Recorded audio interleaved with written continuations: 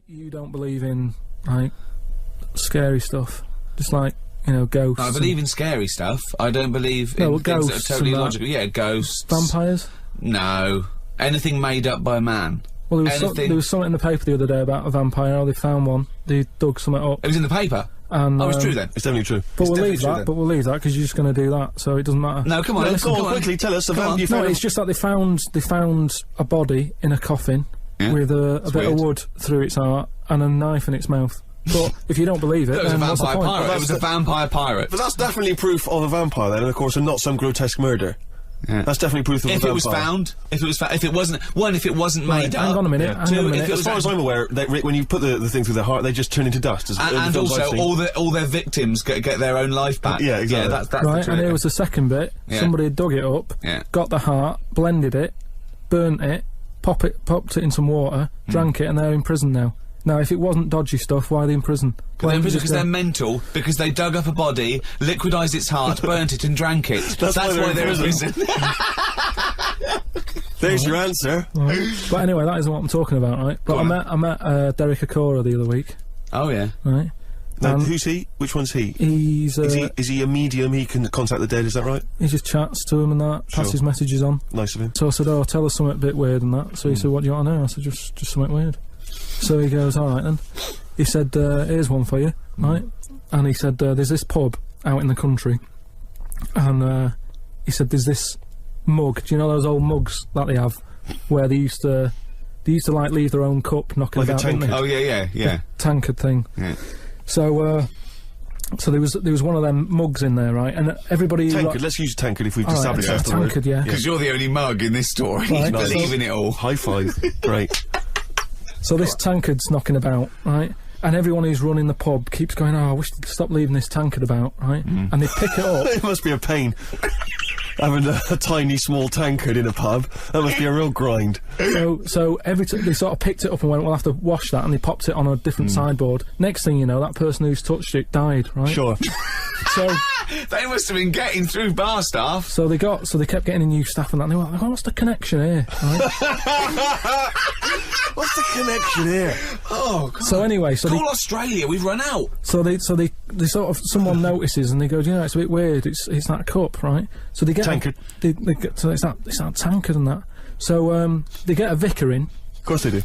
And they go, look, there's a lot of weird stuff going on here. This tankard, every time someone touches it, they die. So he said, leave it with me. He gets his special water out and what have you. He comes round, does a little prayer, sprinkles it. He goes, right, not a problem, don't worry about it. He picks it up, chucks it in the bin. Guess what? What? Dies in a crash on the way home. Because he'd picked it up. Well, but Karl, you're telling me this like it's fact, and I'm meant to go, that's amazing. Derek Akora, he told me. Karl, I have no opinion of that story, other than I'm pretty sure there was absolutely no connection between touching the tankard and him dying. That's all I'm sure of. It's not just him though, is it? I'm not going to even contest the chain of events. All I'm saying is there is no connection. There is no connection possible because I believe in logic and the laws of the universe. So when you're telling me miracles and strange things outside coincidence, you may as well be telling me about the Tooth Fairy and the Easter Bunny, because they're equal to me. That it's ludicrous. It's absolutely ludicrus. So what would it take though for you to go, oh, I'm actually a believer now? But what you're saying is I can't answer that question because I'd have to base my beliefs on some of your premises, which I can't do. It's like you saying, but what if you found out that 2 and 2 equaled 5?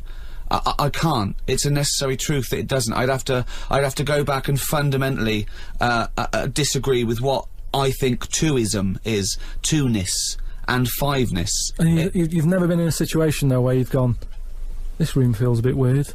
Could be something, do you know what I mean? Could be something knocking about, or.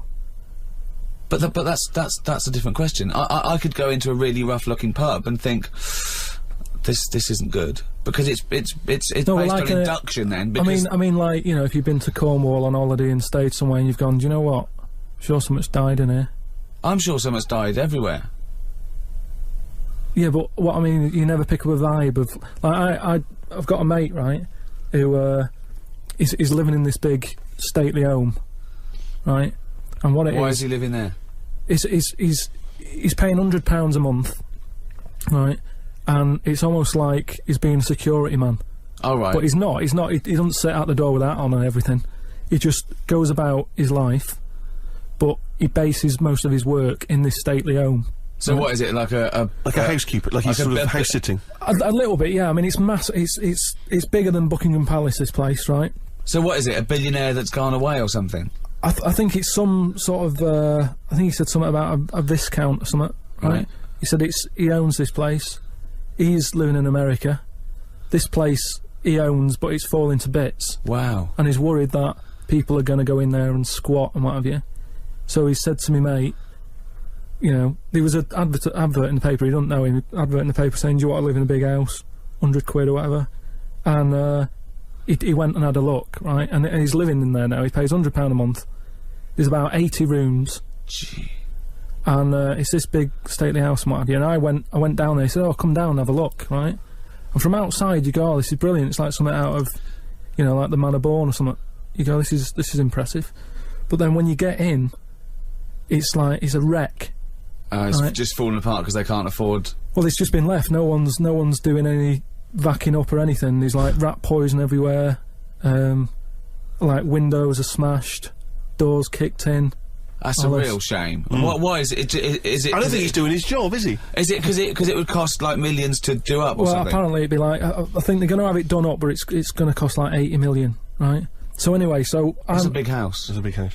So we go to the pub and what have you. I've got like a little torch, and we're wandering around looking in all these different rooms, right? And I'm asking him how's it got in this state? Do you know what I mean? If someone's had it, why have they let it get to this state? And he was saying how, you know, it was like a mental home at one point, and it was like a drug thing as well. People who had problems with drugs, they popped them out there because it's in the middle of nowhere. Do you know what I mean? If you needed drugs or anything, forget it. It's not going to happen. Do you know what I mean? So that's straight away. Do you know, like, have you ever been in a hospital when it's been shut down, or a school when there's no kids in it, and there's that sort of bad atmosphere of like weirdness? Yeah. Right? For the sake of argument, yeah. So we're wandering about, and I say, oh yeah, what's in this room, right? And we go in, and all the floors are like a wreck and rotten and stuff. And I looked at the wall, and there was like a little piece of paper stuck on the wall, right? And I said, what's this here? So I wandered over, right? Got right up close to it, and somebody had wrote somebody had wrote Oh. Somebody had wrote I love this. Imagine him on Jack and Ori. Right, okay. Right, go on, sorry. So there's a little sign there, right? And I go up to it, and it says, flies, right? With an arrow. Flies, like, flies this way, right? So I think that's a bit weird. So I follow the arrow, right? Which goes to this corner where there's a shelf. About 3,000 dead flies on it. Oh my god. Condom stuck on the top. That's weird, isn't it? That is weird. That is weird. Right? So I'm looking at that, and there's loads of stuff on the floor and that, bits of paper. Picked up this bit of paper, right? And it had, like in biro and that, it looked really old, like it'd been there years. And it had, something like, need nappies, dummy, right? Blankets, blah blah, all this, like, all stuff for, like, and I turned it over, right, and it said, none of this now needed, baby dead. Right. Now that's weird, isn't it? Now that's what I'm talking about when you get a bad vibe, you go, that's who's been in here. So I don't actually understand what point you're trying to make, Carl. Just because who's written that? Who's been in that room? Who's been in that state? And then straight away your mind starts going, oh, I'm getting bad vibes in here. But Carl, didn't you just tell us that this was once occupied by drug addicts and mentals, to use your word? Yeah. So haven't you put two and two together and thought that was probably who wrote it? That doesn't mean it's paranormal or ghostly. You walk into a building, it's a big, terrifying, empty house. It's terrifying in as much as it's cold and dark and drafty and a little bit spooky in this sort of illustrative sense. And insecure. Yeah, you're a bit nervous because you know, it's got this sort of, it's got its bad vibe. It's just based on the fact that... Your mate's in charge. Yeah, that's terrifying. I mean, yes, so it's like saying, are we scared of the dark? Yes, I understand why people are scared of the dark. I'm a little bit scared of the dark. You're walking along. Because you don't know what's in it. Yeah, you don't know what's in the darkness. That's why people get nervous. It doesn't mean you have to make the leap then that you've got some paranormal sense. Oh my god, I'm Karl Pilkington, and hang on, just like Derek Acora, I have sensed something strange and evil in this room. Wait a minute, there's some flies in a condom. I was right all along. That is weird. Flies in a Johnny equals madness. The flies in the condom was weird. It's weird, I don't know, but the note. Yeah. I just think of his face when he saw that, reading it by torchlight. You must have been terrified. My mum called me to ask me to look in some of the magazine shops in London for a magazine that she can't find. It's called UFO Data. I said, I ain't heard of it. She said she's seen an advert for it in one of her ghost magazines. I love the fact that she can't even find the magazine about unidentified flying objects. Yeah. So we get a clue. She thinks, I think I saw something, but I don't know whether it was a magazine or not. So we get a clue there as to why you give any credence to this crap. Yeah, well, it's, you know, I mean... Mama Pilkington's into the same shit. There's a lot of space out there, isn't there? Mm. She said that this magazine has got news story about how Aldrin, brackets astronaut, has got some evidence that aliens exist. Yeah. I told her that I found out today that the days are about 36 minutes longer on Mars. We chatted about how this is how they are more advanced than us. Do you mean the Martians? Yeah, if they've got a longer day, that's more time that they're awake working on stuff. Right, yeah, we know that makes no difference at all. No, it does. Think about it. Think about it. Look, think about it. 6 o'clock here. Yeah. People are going, see you tomorrow. I'm going home. They'll be going, oh, another half hour. They've got a longer day. Productive. And that's why they're able to fly. That's why they're whizzing around. It adds up, doesn't it, over the years? Christ almighty, what drivel! Suzanne got in from work at 11:30. I told her about the UFOs in Mars. She said she's too tired to chat. I said, does it mean aliens will be more tired than us, or do they get more sleep? I got no answer. I love it when Suzanne does it. She never indulges no, you. It scares her. Anything with ghosts and UFOs, she sort of... It doesn't scare her, it bores her. No, it freaks her out. Scares her. Okay. There was one, Here we go. there was one about a woman whose husband died, and she had him cremated. Yeah. And made like a little egg timer out of him. Right. And she said, I did that so it can still help around the kitchen. Well, that might be true. That might be a joke. That's quite sweet. That might be That true. is true story, again. It was all No, right. not again, because the ones I just told weren't. Nor is the boiling the brains in a bag curry microwave. Head story, true. Yeah. They're too convenient. Will you be buried or cremated? What? Will you be buried or cremated? I don't know. By cremate. You saw something about the Bermuda Triangle, didn't you? That Yeah, when I talked about ghosts, you sort of just... because you don't believe in it. I think it's because you're scared of it, to be honest, and you can't admit to understanding it and actually believing in it. Sure. Thing on last night, Steve. Yes. Bermuda Triangle. Oh, yeah. Do you know much about that? Mainly the, song by, what was his name? What's his name? Bermuda Triangle, where people disappear. No, Bermuda Triangle. What's his name? No, Barry Manilow. Yeah. Are you familiar with the lyrics? Bermuda Triangle, where people disappear. Bermuda Triangle, don't go near. I Yeah. shouldn't really make a joke out of it. No, you're right, go on. But, what it is, right, there's a programme saying what it's about. What do you know about it? As I say, mainly from what Barry's told me, but certainly planes and various boats have gone missing within the Bermuda Triangle. Planes? Yeah, but obviously that documentary didn't explore He it. learned a lot about that. For that. I learned a lot about American history through "We Didn't Start the Fire" by Billy Joel. Again, most of my knowledge of the sort of Tsarist Russia comes from Rasputin by Boney M. Well, listen. Yeah, he was the lover of the Russian queen. They put some poison into his wine. Yeah, yeah. They shot him till he was dead. Yeah. Which is, go on. Right, well, this, those right, Russians. sort of, bit of an earthquake in the sea. Sure. Lets out methane gas. Okay. And apparently, if you were swimming out in the sea, Yeah. and there was like an earthquake and some methane came out, you can't swim in it, you just sink. Okay. Even if you're a good swimmer. What happens if you're two lads from your school, And they big heads. yeah, that's like a buoy. Doesn't So you can work. see them a mile off, No, no, and no. their webbed hands would get them into shore. Because they did actually say, even if you're wearing a life jacket, if the water's full of methane, right, You just sink. You just sink. So what it's saying is, boats have gone across the sea, got a load of methane in the sea, and the boat just sinks. Right. What about the planes? Is it then sort of planes with little sort of floaty things Could on? be. That'll be the sort they've landed in the sea. Right. And methane's coming. Well, sorry, Carl. What did the documentary say? Not I imagine. Yeah, your hypothesis might be Yeah. one thing. What did they say on the They documentary? didn't cover that bit. They didn't do cover the the planes. They didn't do the planes. Something else they said about it though. Go on. Loch Ness, the monster, Sure. probably doesn't exist. Okay. What Oh. it is, Interesting. Hold on. Interesting. Oh, interesting. Is- What they thought the Loch Ness probably didn't exist. Curious viewpoint. Hold on. What proof have they got for that, Carl? How can they go around saying stupid things like that? it's methane, Right. Again, in Loch Ness. and people have seen. What's the lake it's in? Loch Ness. Loch Ness. Yeah.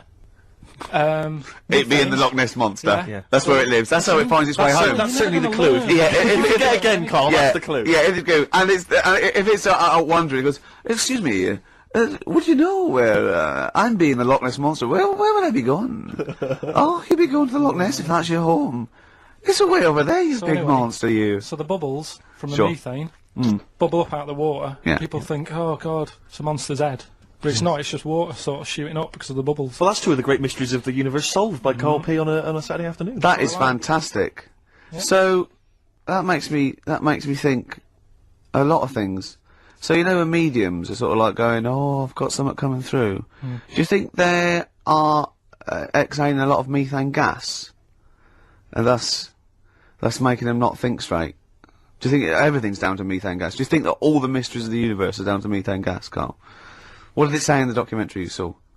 About what? What was the budgie happy? We know that budgie was sad. Was it in a room? Because they used to take canaries down the mines, didn't they? They used to take canaries down the mines, they'd smell the methane, and then the budgie would be happy.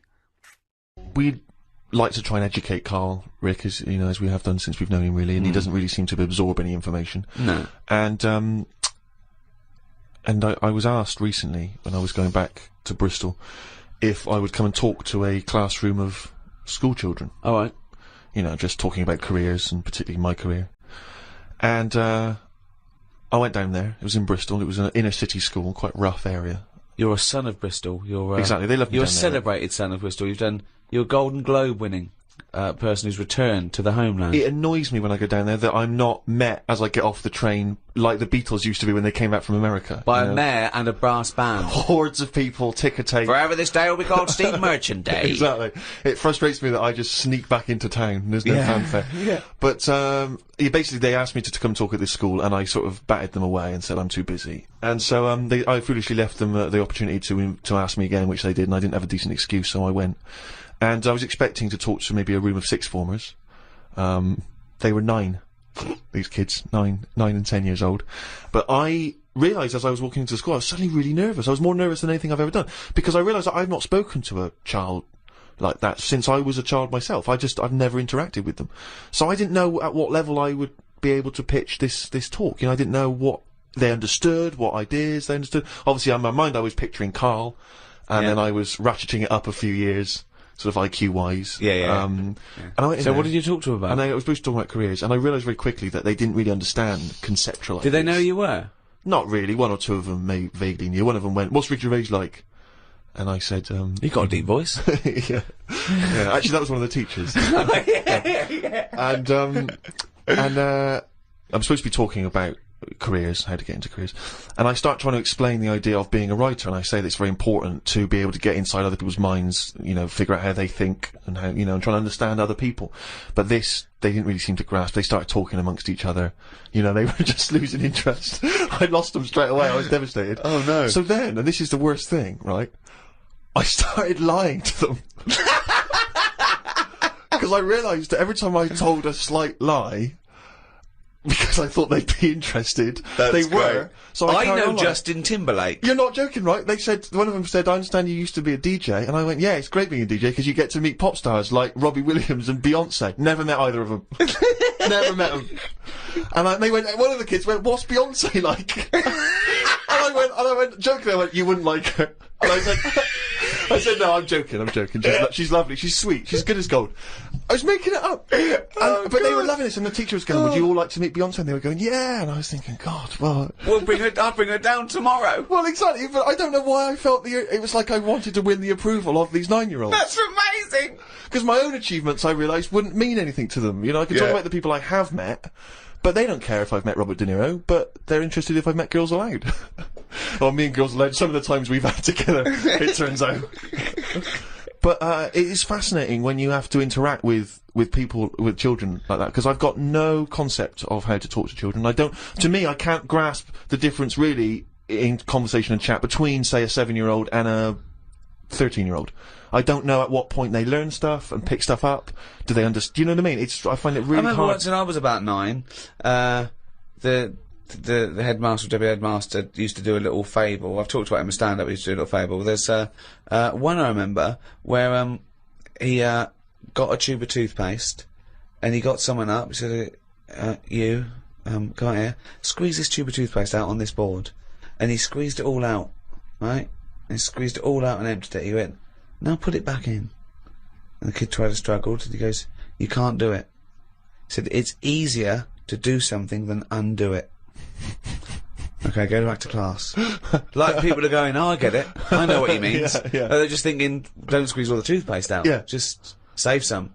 Yeah. I mean, you know, there's no way they're going to take on that exactly. metaphor at the It's age of 9. too conceptual, yeah. Yeah, exactly, yeah. Yeah, just stop misbehaving or I'll smack you. That worked.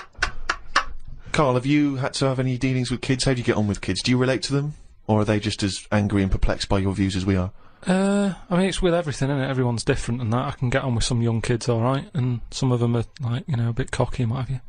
But, I'm sort of getting on with the baby at the moment, because, I've been made a godfather. Think of that. So, wow, who did they reject? I know. no, I mean, Who said no? Yeah. well, I did at first, and then Brilliant. Suzanne said, "Look, it's not really a choice. It's not like a job interview or something that you're thinking about. Is it a good thing? So you've been asked. You should take it on." But what are they? What if they? Hold on. If you're the godfather of this Yeah. kid, presumably you're friends with them, and they probably listen to this they're good podcast. friends. So now they're hearing, for the first time, that you didn't want to be Yeah, godfather. but I think that's good, because they can hear that. It wasn't. I didn't just do it because I was asked. I thought about it. I thought it through. I was worried. It was kind of like, is this a job? And I was just Well, it's asking her. nothing but tokenistic, is it? You're not. Well, really this is what I looked into. I said, we went back, and I said, right, I've been thinking about this thing. I've heard that it's my job. If anything happens to them, I've got to kick in. I'd have to start looking after the baby. So I said, right, how many of you are in your family? If that happens, am I going to start getting a phone call or what? And they said, no, there's a big family. You're not, you're at the bottom of the list. So I was like, how many? And just finding out what their age is. and I've only got a small flat. It would have to sleep in the sink or something, right? So I checked all that out, and all safe. So this baby is spooking me out a bit because it doesn't blink. And that's pretty weird when you're sort of talking to it and you're thinking, it's not blinking. Are you sure it's not asleep? No, honestly, it's weird. If something doesn't blink, it's like it's evil. Because blinking just makes something look a bit more friendly, doesn't it? And I was stood there, talking to it. I just tell it little stories about anything. It's lying there looking up at me. How old is it? It's must be about 2.5 months. Well then, why are you telling it stories? Because it likes it. But it's just weird how, then I'll sort of forget the story because I'm looking at it going, it's not blinked yet. It's been about 10 minutes, it's not blinking. So then I forget the end of the story and I just walk away because it's not bothered anyway, it's probably not listening, is it? But What a pointless tale! What a pointless tale now and at the time. I think it likes it. The kids like stories, like you say, they're not bothered if it's not true or anything. Or if you walk away before the ending because you've forgotten it. That's Brilliant. why it's not blinking. It's so dumbstruck at the idiocy coming out of your gob. No, but you don't need to hear endings of stories. Maybe, like I said That's to the you. point. That's the point of a story, isn't it? No, it's not. That's the point why people. That's why people like stories, because they're hooked into knowing what happened. No, because there's loads of films that happen and they have a funny ending. You leave there going, I wonder what's meant to happen. And then you make it up in your own head. You go, well, I bet what happened is that person went off and got married to that woman, and they lived happily. And then in your head, it's the truth. It's actually what happened. But I think that's better. Why are we told everything? Because So what would your end be to a story such as The Elephant Man? Okay, he's rescued from the freak show, he's put in the hospital, he becomes something of a celebrity, then what happens? He discovered he had big ears and he could fly, and he joined the circus, and he was the main attraction. I wouldn't change the end that much, because at the end of the day, you can't make something up that's not believable. At the end of the day, he's got an head like an elephant. He's not going to have a good life, is he? So there's no point making out that he went on, loads of women fancied him, and you know he modelled hats. It's not going to happen. so he's got to die. The Elephant Man had to die, but at the same time, Was shot by poachers. show for his tusk. Show a few positives, you know, because I'm sure there was good bits in his life. I don't know what they were, but you know, look at everything. What was he like when he was a little baby elephant? They didn't cover what he was like as a kid, but you can get away with them sort of looks when you're a baby. You can be an ugly baby, and everyone goes, "Oh, isn't it nice?" There was some woman in a cafe the other week that I was sat in, and she came up and she sat down with a mate, and she was talking loudly, going on about, "Oh, the baby's lovely." They said it's got lovely big eyes, really big hands and feet. Now that doesn't sound like a nice baby to me. I felt like saying it sounds like a frog, but I thought, I don't know her. There's only so much you can say to a stranger. I don't know what kept me from saying it. That's what I was saying before about there's something. It sounds like a frog. There's something inside of you that stops you. Yeah, that's amazing that you had the urge to go, that doesn't sound like a good baby. What, love? I'm just listening to conversation. That baby you're talking about sounds like a fucking frog. Yeah, but something stopped him saying it.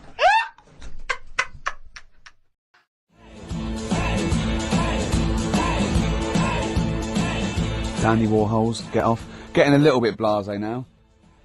Steve's just wandered off to make the tea. He's talking to Dermot. Can he? Is he not really? Is he? Yeah. Is he just down there? Can he hear this? Nah.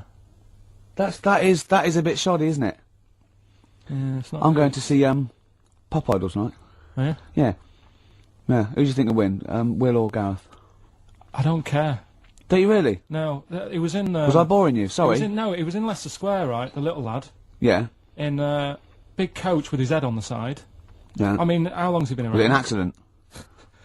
No, but do you know like those ones that footballers have?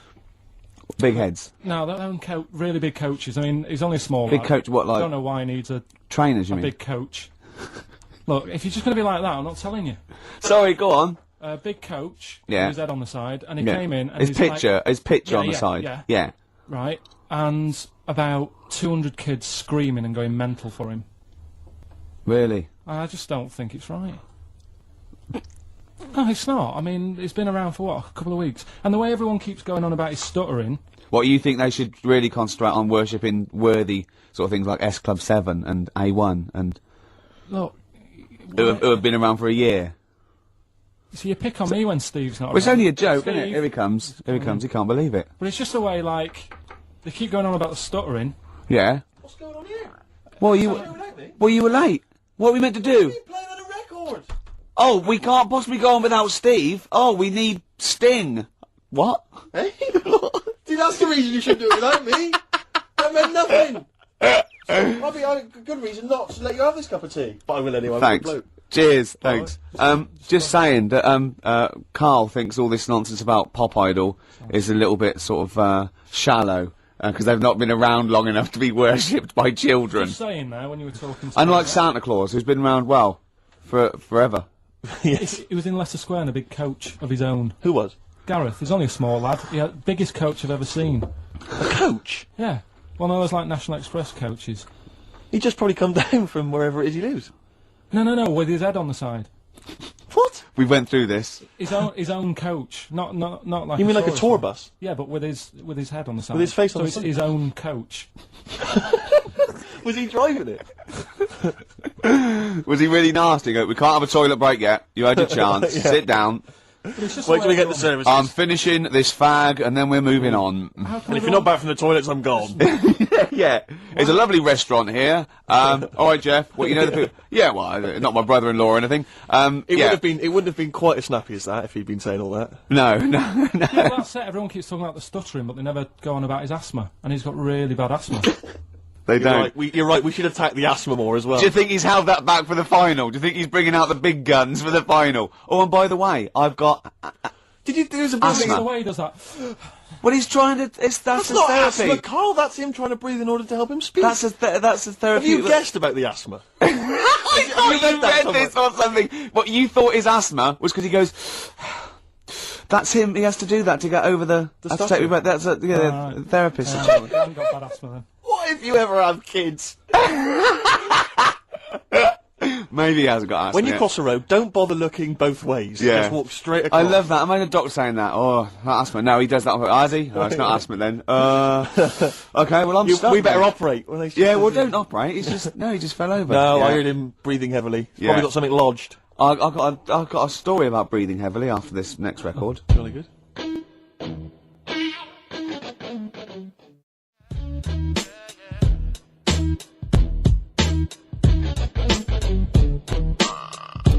Farrah Munch, got you. Although Steve thinks it's Farrah Monk. It makes more sense, don't you think? Monch is a bit of a rubbish word, whereas monk, brilliant. Yeah, but Let's not discuss it. No, let's not get into a big highfalutin Yeah, exactly. phonetics argument. No. They can call themselves what they want. That's up to them. And good luck to them. Yep, good guys. Now, I am going to Pop Idol tonight. Yep. This is what started it until he said there was a young kid being screamed at by kids because he had his own coach with his head on the side. Yeah. You did sort of like... I don't know why you're going there, Rick, because you know who's going to win. It's going to No, be Gareth, and there's no... not necessarily. Yes, it is, Rick. Oh, it is. No. There's don't even fool yourself trying to drum up some excitement. Well, look, wait. You see, they both got about the same vote, and Darius has got like 1.5 million.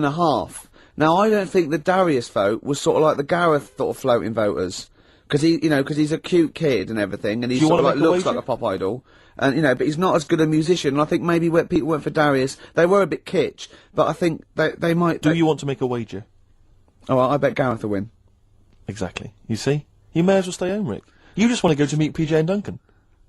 Yeah, they call themselves out on deck nowadays. Well, fair enough. They're my They'll favourite. always be PJ and Duncan to me, and they're They're brilliant. brilliant. They are absolutely brilliant, aren't they? They're the best But it seems to me presenters. there's no one else like on TV that kind of unites everyone. I don't think there's anyone really No. that can honestly say, if they're being honest, that they don't like Ant and Dec. I know. It's like there's no one else like it. Phone There's no in if one- you don't like Ant and Dec. And I'd like to hear your arguments for it, because I tell Yeah. you, and I'm not saying about this ironically. Oh, I like a couple of kids presenters ironically. I think they're genuinely good. Yeah, they're good. They're yeah, likeable. They're funny. Yeah, and you can see Charming. they've got a great relationship as well. They've got that sort of Morecambe and Wise Yeah. every man appeal. They're brilliant. Yeah, well, we love Ant and Dec. Did you see in the week there was what's his name? The fellow that Dominic Mohan in The Sun. He's the kind of entertainment guy. Yeah. Yeah. And he had sort of 10 questions that should be answered about Pop Idol, because he thinks everyone's got a vested interest in Gareth winning. And there are various questions. One of which was, why is it that Gareth only seems to stutter when he's being interviewed live? It's because he's nervous, isn't it? Yeah. We've answered that one for you, Dominic. He was trying. You realised that he'd written a list and he didn't really have enough to fill up 10.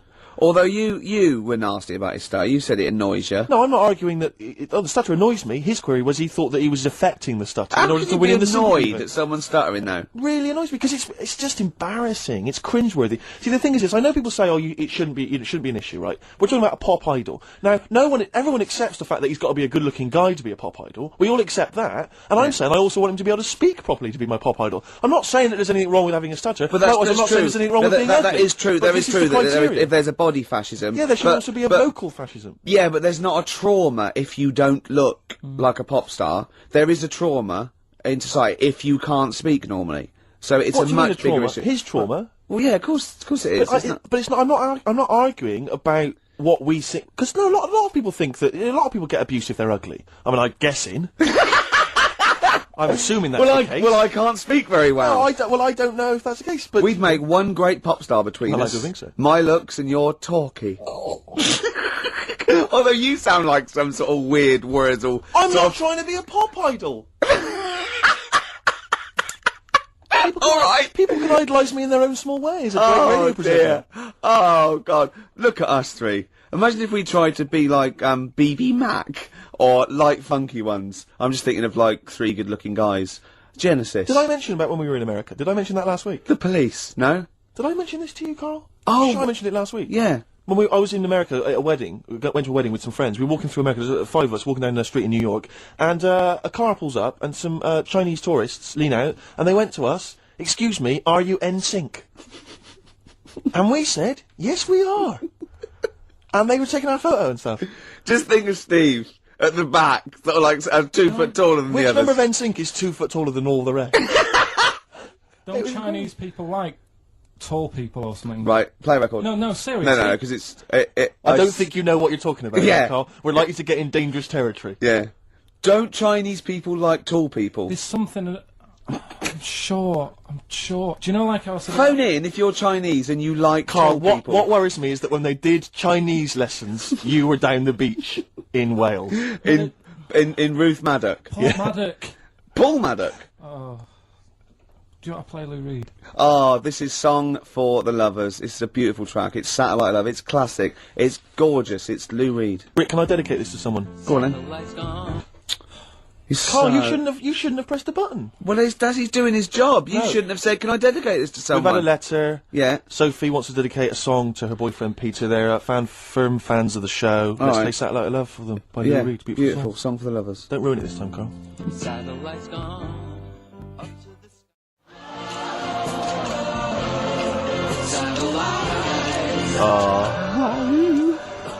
Oh, brilliant. How to ruin a song by Ricky Gervais. Do you want to explain what you were doing? I was just singing along to the backing vocal, You're not just singing along. doing it like a Well, mental. just give us a blast. Well, I haven't got my headphones on. I've got to do it in time, haven't I? Now, because wait, was it? Is it finished? It's finished now. And it was just going when Bowie, well, Bowie goes satellite. I was going like that. Yeah. But in room 101, you're going to put irritating people. I know, but it's something nice what making. Are you going to climb down that little thing and climb in yourself? It's sort of, yeah, maybe. You know they have sort of a visual representation of the thing that irritates them. They always have that, like Shakespeare, there would be a bust of Shakespeare's head. Just a picture of you. Yeah. Ideally. Oh dear. Bowie in the background, Satellite Love, Song for the Lovers. Ruined. I should have like sung along on air. I love the idea of you when that came out, you know, sort of 17, got a girl back to your place, you know, just making out with her, just that record's on in the background, you just go, ow! I'm gonna have to shoot off now, Rick. Ow! Just leave me to it, I'll enjoy myself. Ow! I'll finish myself off. Ow! Oh dear. Oh, you can't do that. Oh, we've cheapened that song. Oh. You've ruined that song forever for me now. No, I haven't. But see, the thing about Lou Reed is, because Perfect Day, just a genius song, but we can never play it now, can we, because of that BBC act? No, because I'll tell you what's her name coming in at the end? M People. Yeah. That thing she does with her Utterly ruined voice. That song. There's a couple of songs that have kind of, like I always remember, And who's that one that goes, it's such a perfect day! yeah, some who's kind of that? opera ponce. Yeah. Yeah. Oh. Yeah. That's a song. Any other songs ruined because of their association with things? Um, That song, First Time, which was on the Coke ad. First time, first love. Ruined now, 'cause that was on Coke. wasn't that Fallen on Blondes? Oh, that was Jeff- Robin Givens, wasn't Robin it? Givens, yeah. What was didn't Fallen on Blondes do something like that? No, not I just keep seeing Fallen on Blondes in the playlist. I think Four Non Blondes they ruined their own career by writing songs. Yeah. It's becoming a feature. Yeah, we should play Fallen on Blondes one week. Rick, I was going to say something to you before we got sidetracked. What were we talking about, Carl? Oh, we were talking about, We nearly lost it then a bit, but I think we pulled it back. It's okay, no, we had a fascinating fact that we were going to surprise Oh yeah, Carl with. if everyone in China, Carl, This is true, Carl. right, Carl, listen to wake this. up and listen. Listen, if everyone in China jumped, it wouldn't be hard to coordinate. They did hands across America. They did up yours, the laws, right? We can coordinate this. We can get the sun involved or something, right? Everyone, 1.2 billion or something, jumped up and down at the same time. Shut up. You're not explaining this clearly It would enough. cause a tidal wave that would destroy America. If every person in China jumped up at the same time, that would cause a tidal wave that would destroy America, apparently, according to physics. According to physics. I don't believe it. It is, no, true, it's a fact. We're not making this up. We both know this Yeah. is a fact. We're not making it up. We've heard it, but Yeah. obviously I don't know what that's based on. Someone going, Just had a terrible thought, Mr. President. What is it? No, you know the atomic bomb and all that? Yeah, forget it. Forget it. If everyone in China jumped up and down, they'd wipe us out, right? You know what I mean? See, there should be some Chinese leader just threatening them with that. Yeah, just showing them a picture of everyone just poised. just pictures of China people just crouching. On pogo sticks. Exactly. Just a billion Or Chinese just, people. Just all stood on the Great Wall of China, about to jump off. That'd be brilliant. Oh, See, look at Karl, he's dumbfounded, he's scared now. He's scared now, ain't you? But there's more chickens in the world than people. Oh, Play record. well, that's brilliant. If you substantiate that, please get in touch. She just looking for something new, and I said it once before, but it bears repeating now. White Stripes, fell in love with a girl, XFM 104.9, 1:05 of a Saturday. That's what DJs say. Of a Saturday, yeah. Yeah, Of yeah. a Saturday. Fast approaching. Yeah, time fast approaching 1:10. What do you mean it's fast approaching? What's it speeding up, is it? Time's speeding up as it gets towards 2:10. Shut up. Ricky Gervais, obviously. With him, Steve Merchant. Yeah, and Karl Let's Pilkington. not forget Karl P, the K-Man. He's growing on people, People now. love him, people love him. People was thinking, oh God, he's too much. Now they're going, they love him. Like same as you. I mean, they still think you talk a little bit too much, but I mean, they love Karl. You know, but I shouldn't say that because it'll rock your confidence. Exactly. Yeah. You know, yeah. No, I am a man of nerves. Sorry, I'm sidetracked because I'm looking on the internet here, on the website for XFM. Yeah. Because I was, well, partly bored, but also I was looking on there the other day. That's 'cause I nothing thought- I said though, was it? No, Right. no. And there were some people commenting on the show. Yeah. And one person on there, I'm trying to find it, I don't want to misquote them, but Yeah. basically, as far as I remember, they said that we knew even less about the music than the DJs that are on in the week. Right. I think that is scientifically impossible. Yeah. So they've embarrassed themselves. Exactly. I think it's impossible. You can't know less than the people that are on I in the don't week. think so. It's I- it's just, I mean, it's like, it's I- like trying to multiply zero. You just end up with zero. It doesn't make sense. I checked with Steve Taylor, the man with the knowledge. He should know. But be in later. I don't think that's really annoying. It's so annoying because I'll tell you this, we are passionate about the music and we do know what we're talking about. Yeah. Just because we don't read the back of the CD box No, like and their Surgeons play Orient the Campbell. list we're given with the 9 CDs that are on the playlist every month. There's a piece of paper here. The Carl's looking at me like he's thinking, oh no, we're having a go. You've given away the magic of radio. You get pieces of paper here, and they've got little bits of details. So, for instance, White Stripes, this is the next single off White Blood Cells, February 2002. Now, it sounds like we know about the music. We Yeah. read that off a piece of paper. Exactly. Whereas when we say about music and we're wrong, at least it's 'cause we didn't know. Exactly. See? Alright? Don't criticise us.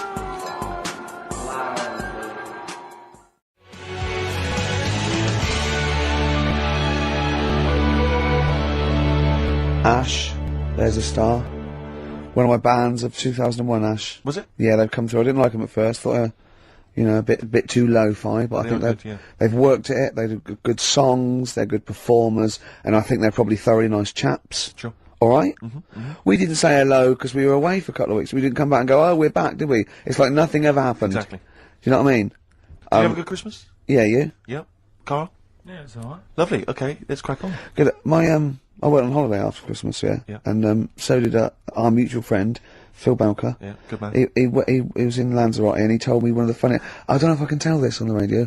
I'll have to say the C word. I'll just go. It's in a sentence, so I just go you see when it comes, and you'll know that he's saying the terrible word.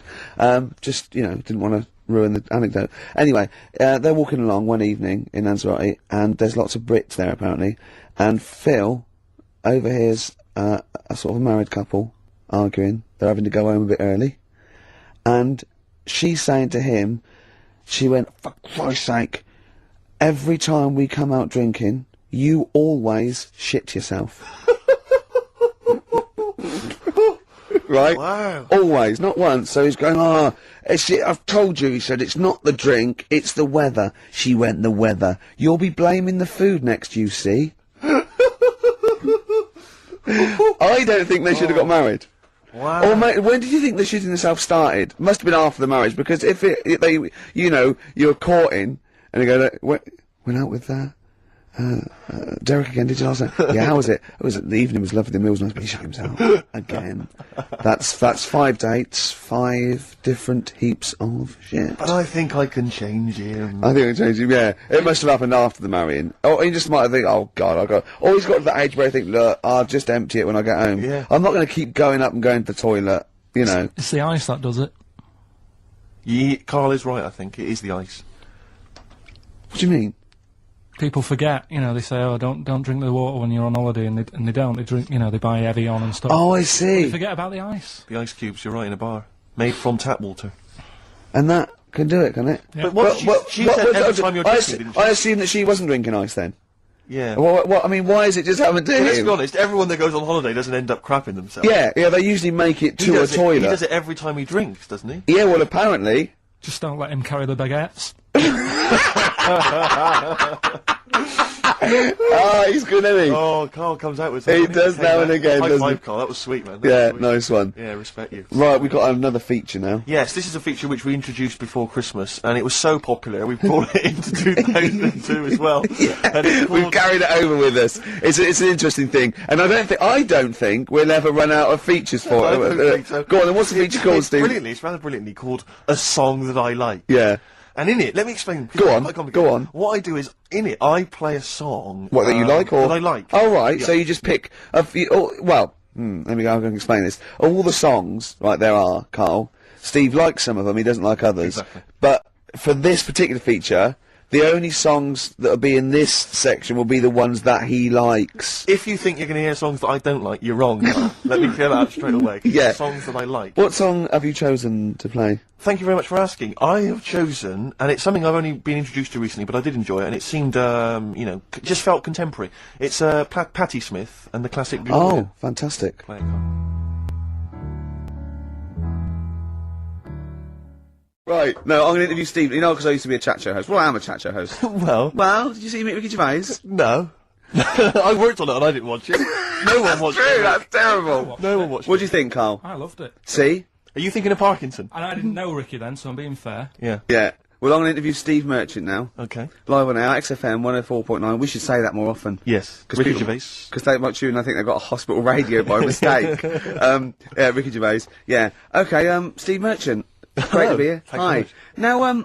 Now, you're a very tall man, if Yes. I might say. You're 6'7", aren't you? Yes. Was that a bit of a problem at school? Well, yeah, a few jokes here and there. Yeah, A bit good. gentle ribbing, but nothing too problematic. What's the weather like up there? Well, exactly. Yeah, skinny, all that sort of. Oh, you're lanky. Yeah, Oh that's dear. And what about the glasses? Well, I wear glasses, but again, that wasn't really a problem, you know. They so didn't call you again, four eyes, No, really. not really. They call you four eyes, freaky lank thing. They call you freak pot, freaky the freakish. All right, I'm gimp, not sure I'm four-eyed enjoying this, git. Rick. Stop, What? no, I'm not Well, sure I'm just saying they didn't do that. As an interview, I'm not sure that's the best approach. Okay, and then you I'm left honest. school. You left school. Yeah. You went to university. There, were you called freaky, No, I wasn't. I've never freak-eyed, been four-eyed called git freaky, four-eyed thing? git. Are you sure? Never been called it. Were you called freaky, lanky, four-eyed, stupid hair, boggle-eyed freak face, fish face? Is your chat show coming back? Is this what you? I never watched you. Is this what you said to people like? I mean, you had some big names on there, didn't you? Tony Hart. Yeah. That bloke off Ground Force. Well, the problem was they'd either heard of me or they hadn't. Either way, they Either didn't way, want to. it was a problem. Yeah, it was a Who problem. would you say was the biggest name you had? They're all dead now. Okay. Probably the youngest one survived. I think Penny Smith is still with us. Right. Yeah. Yeah. Biggest name? You had Savile. Jimmy You? Savile. You I had thought. Daniels, Paul. Yeah, Paul Daniels. Yeah. Yeah. But which was the biggest name would you say that you had on the show from the 1970s? Peter Purvis. Peter Purvis, of course. He was a Yeah. joy. No, yeah. but So that's just. but it's not coming back though. That show. We're not. No, not in that form. The Channel 4 wanted to see some changes. What sort of changes? Ratings. Right. Now I'm going to play a lovely track. Thanks, Steve Merchant. Thank you. I'm going to play a lovely track by Elvis Costello. I think one of his first hits, maybe even be his first hit back in the 70s. This is Red Shoes.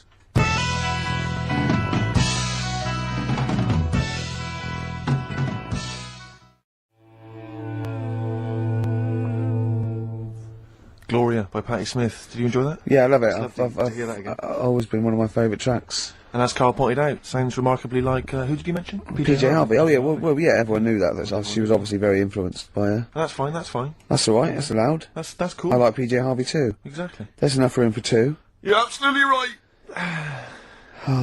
Here we are then. Let's just take a moment to think about what we've done, you know. Yeah, well, it's been good. It's we've enjoyed it's ourselves an hour and 20 minutes. We've talked about shitting yourself. We talked about pasties. We've done pasties. A number of pastries, actually. We never got the. We should learn a competition. Who's the tastiest cartoon ever? Well, actually, I threw someone up did She contribute. Terror. I threw up Jessica Rabbit. I've had some people contribute here on Go the on. email. We've got someone here, Dom, has emailed us. He's told us that, for him, Daphne from Scooby-Doo. Yeah, Always popular choice. And obviously this is one I've never quite understood, Wilma from the Flintstones. I've actually always felt that Wilma, I don't know, I just thought she was a bit... No, not a bit Wilma. homely. Betty, surely. Yeah, Betty. Well, this is what I'm doing. Wilma, I mean, yeah, Betty, surely, but Wilma? No, I mean, she's quite homely. But Betty, yeah. Come on, Steve. You wouldn't say no to Wilma. No, I suppose not. If it was Well, I'd be worried about Fred, if he found out. Well, I'd hate to do it, you I know. don't want to do it to Fred, he's a good guy. He is, isn't he? He's a bit of a jump. Whereas Barney, to be honest, I don't think he deserves Betty. Do they both work in the quarry? Because, I mean, let's be honest, Fred, not a smart man. I mean, he obviously didn't come out of rock school with anything other than a couple of basic O-levels. I know, but he's a hard-working, sound sort of But guy. they got a big house, they got like a TV, they got that bird thing. Yeah. They I mean, be honest, if I was Fred, I would be a little bit disappointed that my kid does nothing, whereas Barney's can lift up sort of tall buildings. Bam, bam. He's a very strong, you know. I mean, interestingly, Fred loves his job. He's always yabba dabba doing at the end of the day. He does And he spent yabba the whole dabba. day lifting rocks from one place to I'll another. tell you what, I wouldn't take that from that cat, though. I would. If a cat picked me up by the scruff neck and put me out, Yeah. right, on the doorstep, I'd right. go mental. I'd get rid of it. I'd get It is rid a of saber-toothed tiger, though, Carl, so it could rip him to shreds. It's not like a normal domestic cat you have nowadays. You know when they go to the drive-in at the beginning? Yeah. And they order, maybe some ribs. Yeah, that The woman huge- brings that huge rib, and it tips the car over. Yeah. Was that her first day on the job? Because Yeah, it's I've got- just never been ordered before. Yeah, or either it's you'd have that, or- thought she'd have realised. Or, yeah, we're out of pig. We've got brontosaurus rib. And Exactly. he goes, won't that knock the car over? No, it won't. I don't know. Rick, can I tell you now, that was an accident waiting to happen. It was really, wasn't it? Yeah. And it did. Oh, dear. Mind you, I went to Texas once, and I had some ribs, and it was like the Flintstones. It was huge. And not only did it look too much like an animal that I couldn't actually eat it, I don't know who could eat it. I mean, seriously, it was 2 foot long. Yeah. And all the it was like half a rib cage. And I It is just... incredible. My friends lived in Texas for a while, and they once were in a kind of diner, and there was you know those kind of benches that are attached to the table yeah. itself, like a kind of picnic bench. Yeah. And this huge fat guy came in. He came wobbling. He ordered like this kind of everything you can eat meal, and his fat kind of sort of kind of His big wrapped fatty itself- fatness fatted on the fat table, It, yeah. it wrapped itself round the table and everything. Oh, He was God. chowing down, and when he tried to leave, the table came up with him. Oh, no. Imagine that. I mean, they are fat, aren't they? They're big people. They're huge people. But it was that thing we were talking about before, that bloke on Jerry Springer Show who was like 80 stone, right? Now, I felt quite sorry for him. He was really sad and he was crying. It is rad, but my point is this, right? When he got to say 50 stones, Sure. didn't he go, that's too much, That's not isn't it, enough. for a land animal? Exactly. Do you know what I mean? Yeah. That's big, isn't it? I mean, I'm getting worried. I'm 13 stone, and I am genuinely getting worried. I'm thinking, oh, Yeah, God. when you've got that big, when you've actually got your own mare. yeah.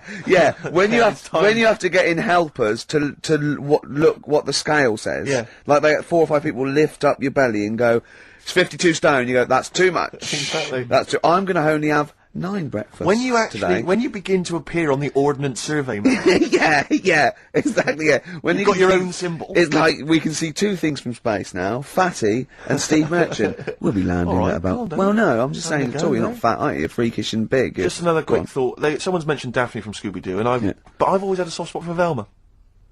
Velma. Because Velma Oh was in those no. glasses. I mean, I'd have had She's my- clever. Can I tell you what would have happened if I was in that environment? I was maybe on the... Your glasses would have got tangled No, up. I'd have always had I'd always been making a play for Daphne, right? And Velma would have fancied me, but I'd Yeah. have always ignored it because I was playing for Daphne. And then when I finally realised it was never going to happen with Daphne, I'd have blown it with Velma. That's Maybe the not story of my though. life. Maybe not. Maybe not. Sometimes those, they might, appreciate honesty. And go, listen, I've been hitting on the good-looking one. Yeah. Oi, Four Eyes. Yeah. Do you fancy it, Chubbs? Exactly. Something like that. Just being honest is what you're saying. Well, yeah. I'm wondering, I don't mean to be libelous, but Velma, She was quite short, the glasses, the short hair. Lesbian? Hung around with the dog and Lesbian? the bloke. I'm beginning to wonder if she Yeah. was... maybe. I was like, see, unfortunately, I said lesbian there, and you still carried on with your assessment of what it is to be a lesbian. It's bad enough doing the cliches of having short hair, but you said the dog. Yeah, well, she hangs around with a dog. Do lesbians do that? Well, have you seen some lesbians? They're right dogs. Good night. Have you seen what I've done there? You know what I've done there, Rick? Comedy award winning.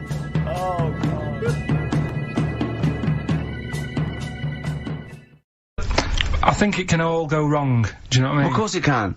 So can sitting in your little room moaning about nothing happening in the world. You know, he wanted to stop educating Ricky because nothing had happened. He said, look what happened last week. I scoured the net. He said, all I found was a dog in a car wash and a parrot and a vicar. Right? I'll tell you what, there ain't much more going on this week. We're talking.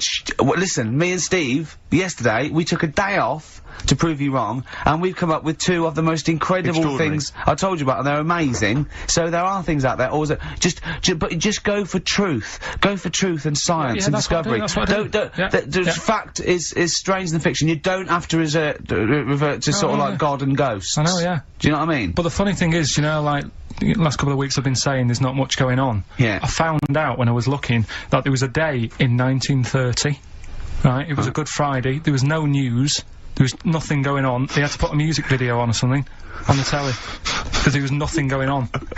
Play a record. We're gonna play some classic tracks today. This is, Debaser.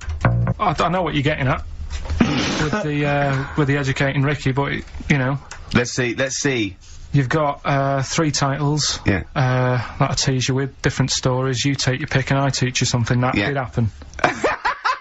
That's a little bit of venom. Yeah, go on. First one is, don't rub it too hard, you'll get a rasher. I bet that's bacon related, knowing you. You've got enough is anus. Say that again. Enough is anus. Enough is enough. Well. But it's changed to enough is an anus. Yeah. And you've got,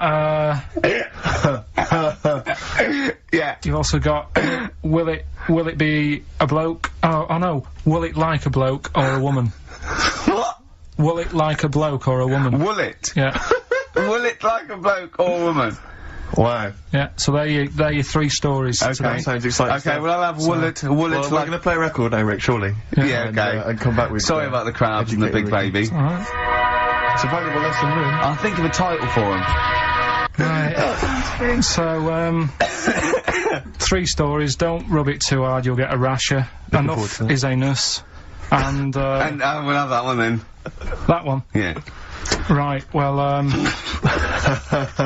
do you believe in palm reading and stuff? Yes.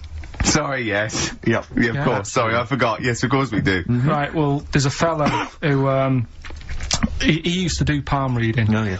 But a lot of people, he found that when he went up to him in the street and said, do you want your palm reading? He was like, a lot of them were like, you know, oh, I've you know, I'm a bit ashamed of my nails and stuff, because they're a labourer or they're a cleaner, or something like that. I know a lot of labourers are slightly embarrassed by their nails. Yeah. No, but... Yeah. So he found Look that, at my bloody hands, Reg.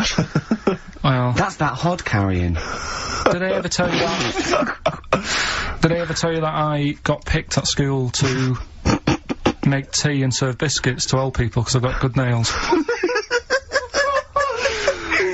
No, go on. Is there any more to the story? Well, that's about it. I mean, we used to do, like, I think the head teacher must have been getting something, maybe getting his mum in there for free or something in this old people's home.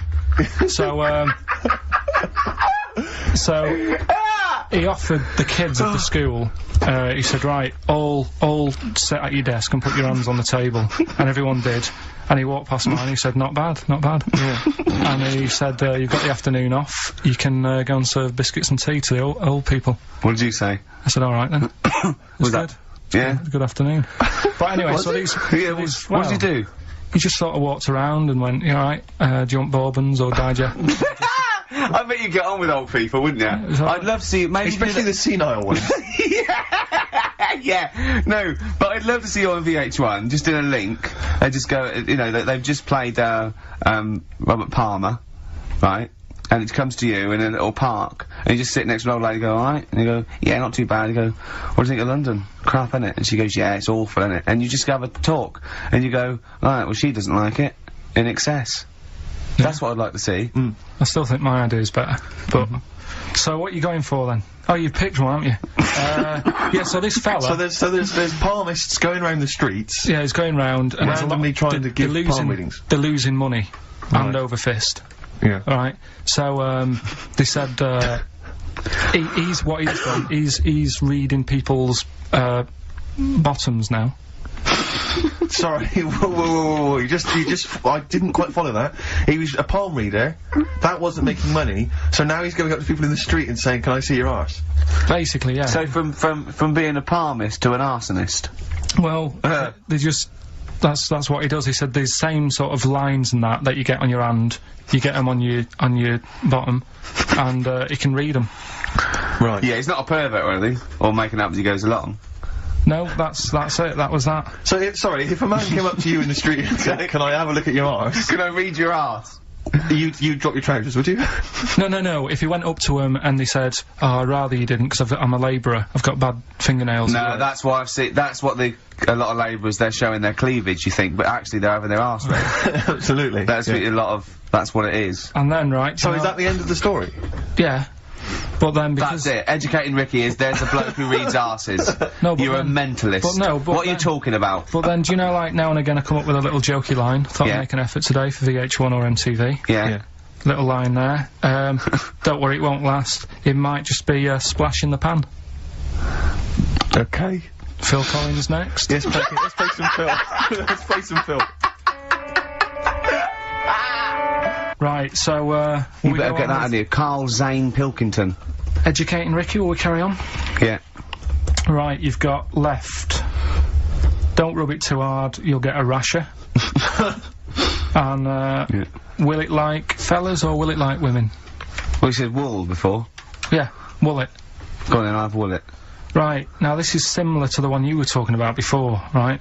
They've found out that, They. Yeah. Scientists.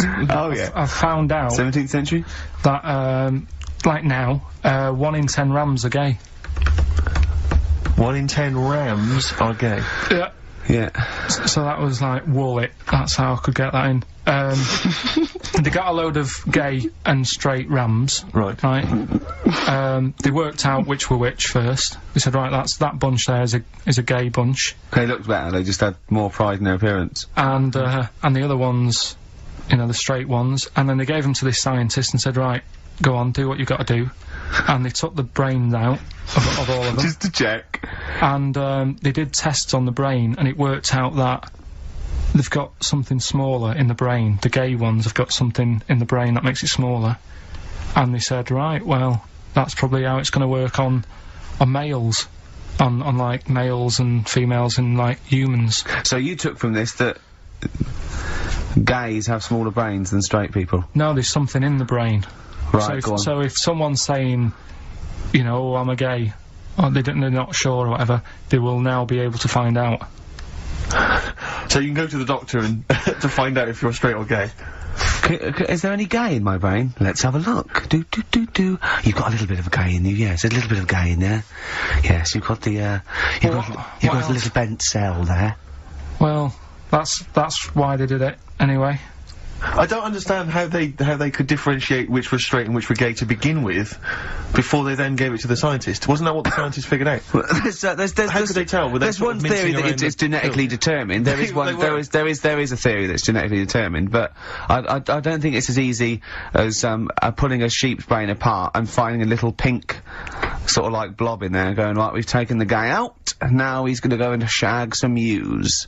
I don't think it's that straightforward, although homosexuality does occur at a similar sort of rate in animals, I think. Yeah.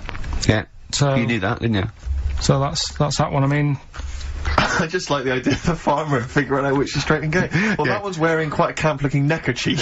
Yeah, so I'm thinking maybe he's gay. Is that, yeah. I love the fact they can, that was a big fan of Sophie Ellis-Bextor. Yeah. They put on ABBA and see which ones dance. Exactly. That's how they... Which one, put on like Barbara Streisand and see which ones sing along. That shit is rubbish. What did I find out?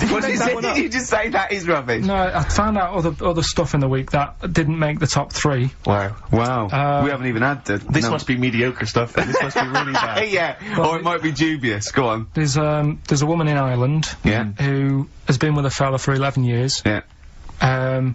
She always saying to him, you know, when are we going to get married and that? And he's like, oh, we don't need to. You know, we're happy and that. Do you know, like I am with Suzanne, it's like, there's no point, really. Unless you have a kid, I don't think you need to, do you? Right. So, he was like, we'll do it in time and all that. Anyway, he comes home from work one day. He says, oh, go on then, we'll get married. She was so shocked, her hair fell out. Did you get that? Wow. So... That's extraordinary. And what did he say? Oh, I'm not marrying you, Baldy. Yeah.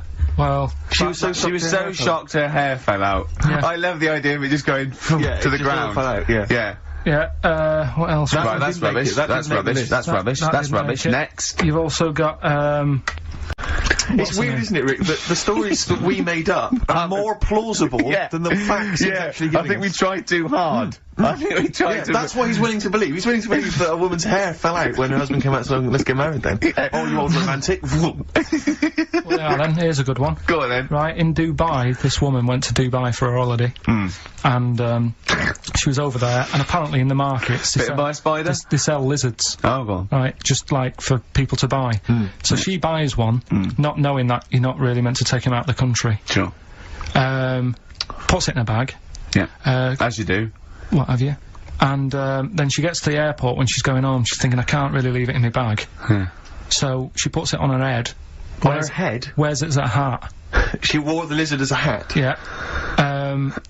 People on the plane were just like, yeah, everything's fine. You know, they're doing the cross checks and that. Yeah. Have you got your seatbelt on? Yeah. There's a woman there with a lizard hat.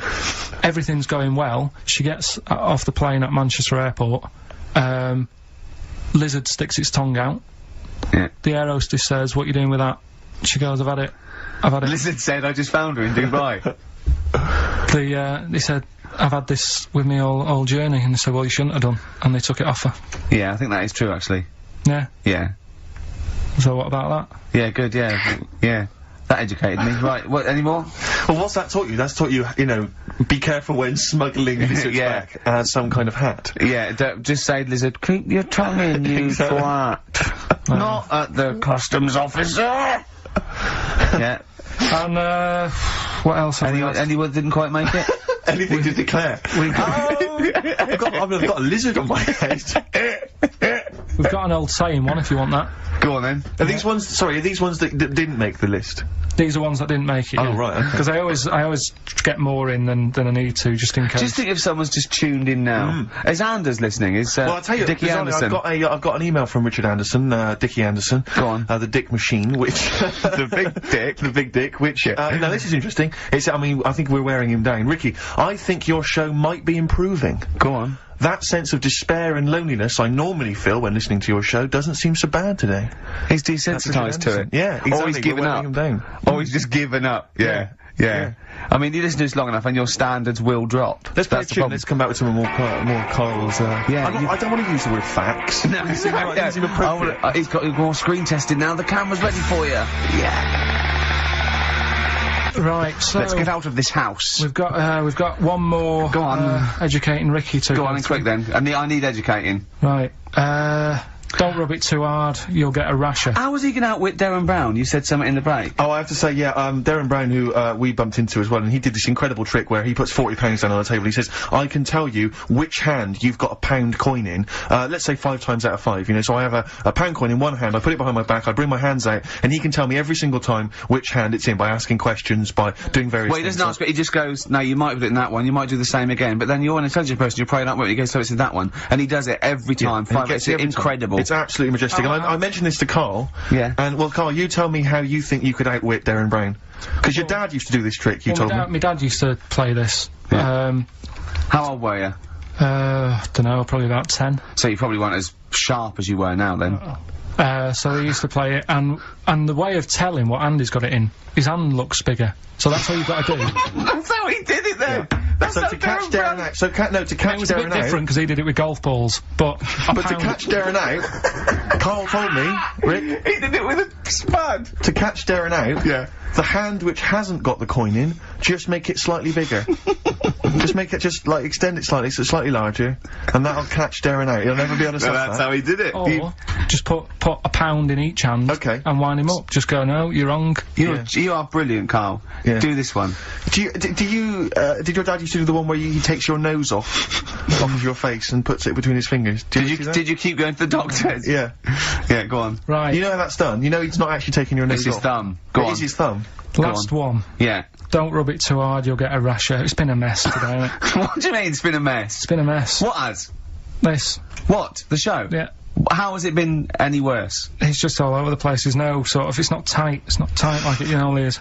And she'll be going away with this, thinking that's what the show would be like. She listens On to the show. MTV. She knows it's a shambles every week. Go on. Well, don't rub it too hard, you'll get a rasher. Yeah. Do you know the saying, ham it up? Yeah, go on, yeah. Right, well, do you know what it means? Well, it means to overact. Right. Well, years ago, with actors in musicals and stuff, the actors used to look pretty ill on the stage because they didn't have proper makeup and that. Right. Right. So what they used to do, to make themselves look Rub their face in pigs? well, they got bacon, rubbed it on the face, and it made the face a bit sticky because of all the, like, you know, the pig fat and bit of lard and stuff like that. And then they'd go and get some bricks. Bricks. Yeah, house bricks. Rub them together, make some sort of red dust from the brick, and then put the dust on the face. And the fat and the lard and that would make the dust stick to the face. And they'd look well under the lights. And that's where the They'd saying... smell great as well. Yeah, well... Lovely. Everyone likes the smell of bacon. No, but... So that's the old, ham it up, that's where like it that. comes from. You know, if it's true, I've no reason to think that it's not. So that's your third educating Ricky today. So, what have you learned? Nothing. Absolutely sod all. You've got your hamming it up. Yeah. Rams are gay. They know which ones are gay now. Now! And, At last, the thank God. fella who can hand read, an arse. If you missed the rest of the show, what are you going to make of that? If you've just tuned in. You are a maniac, Carl.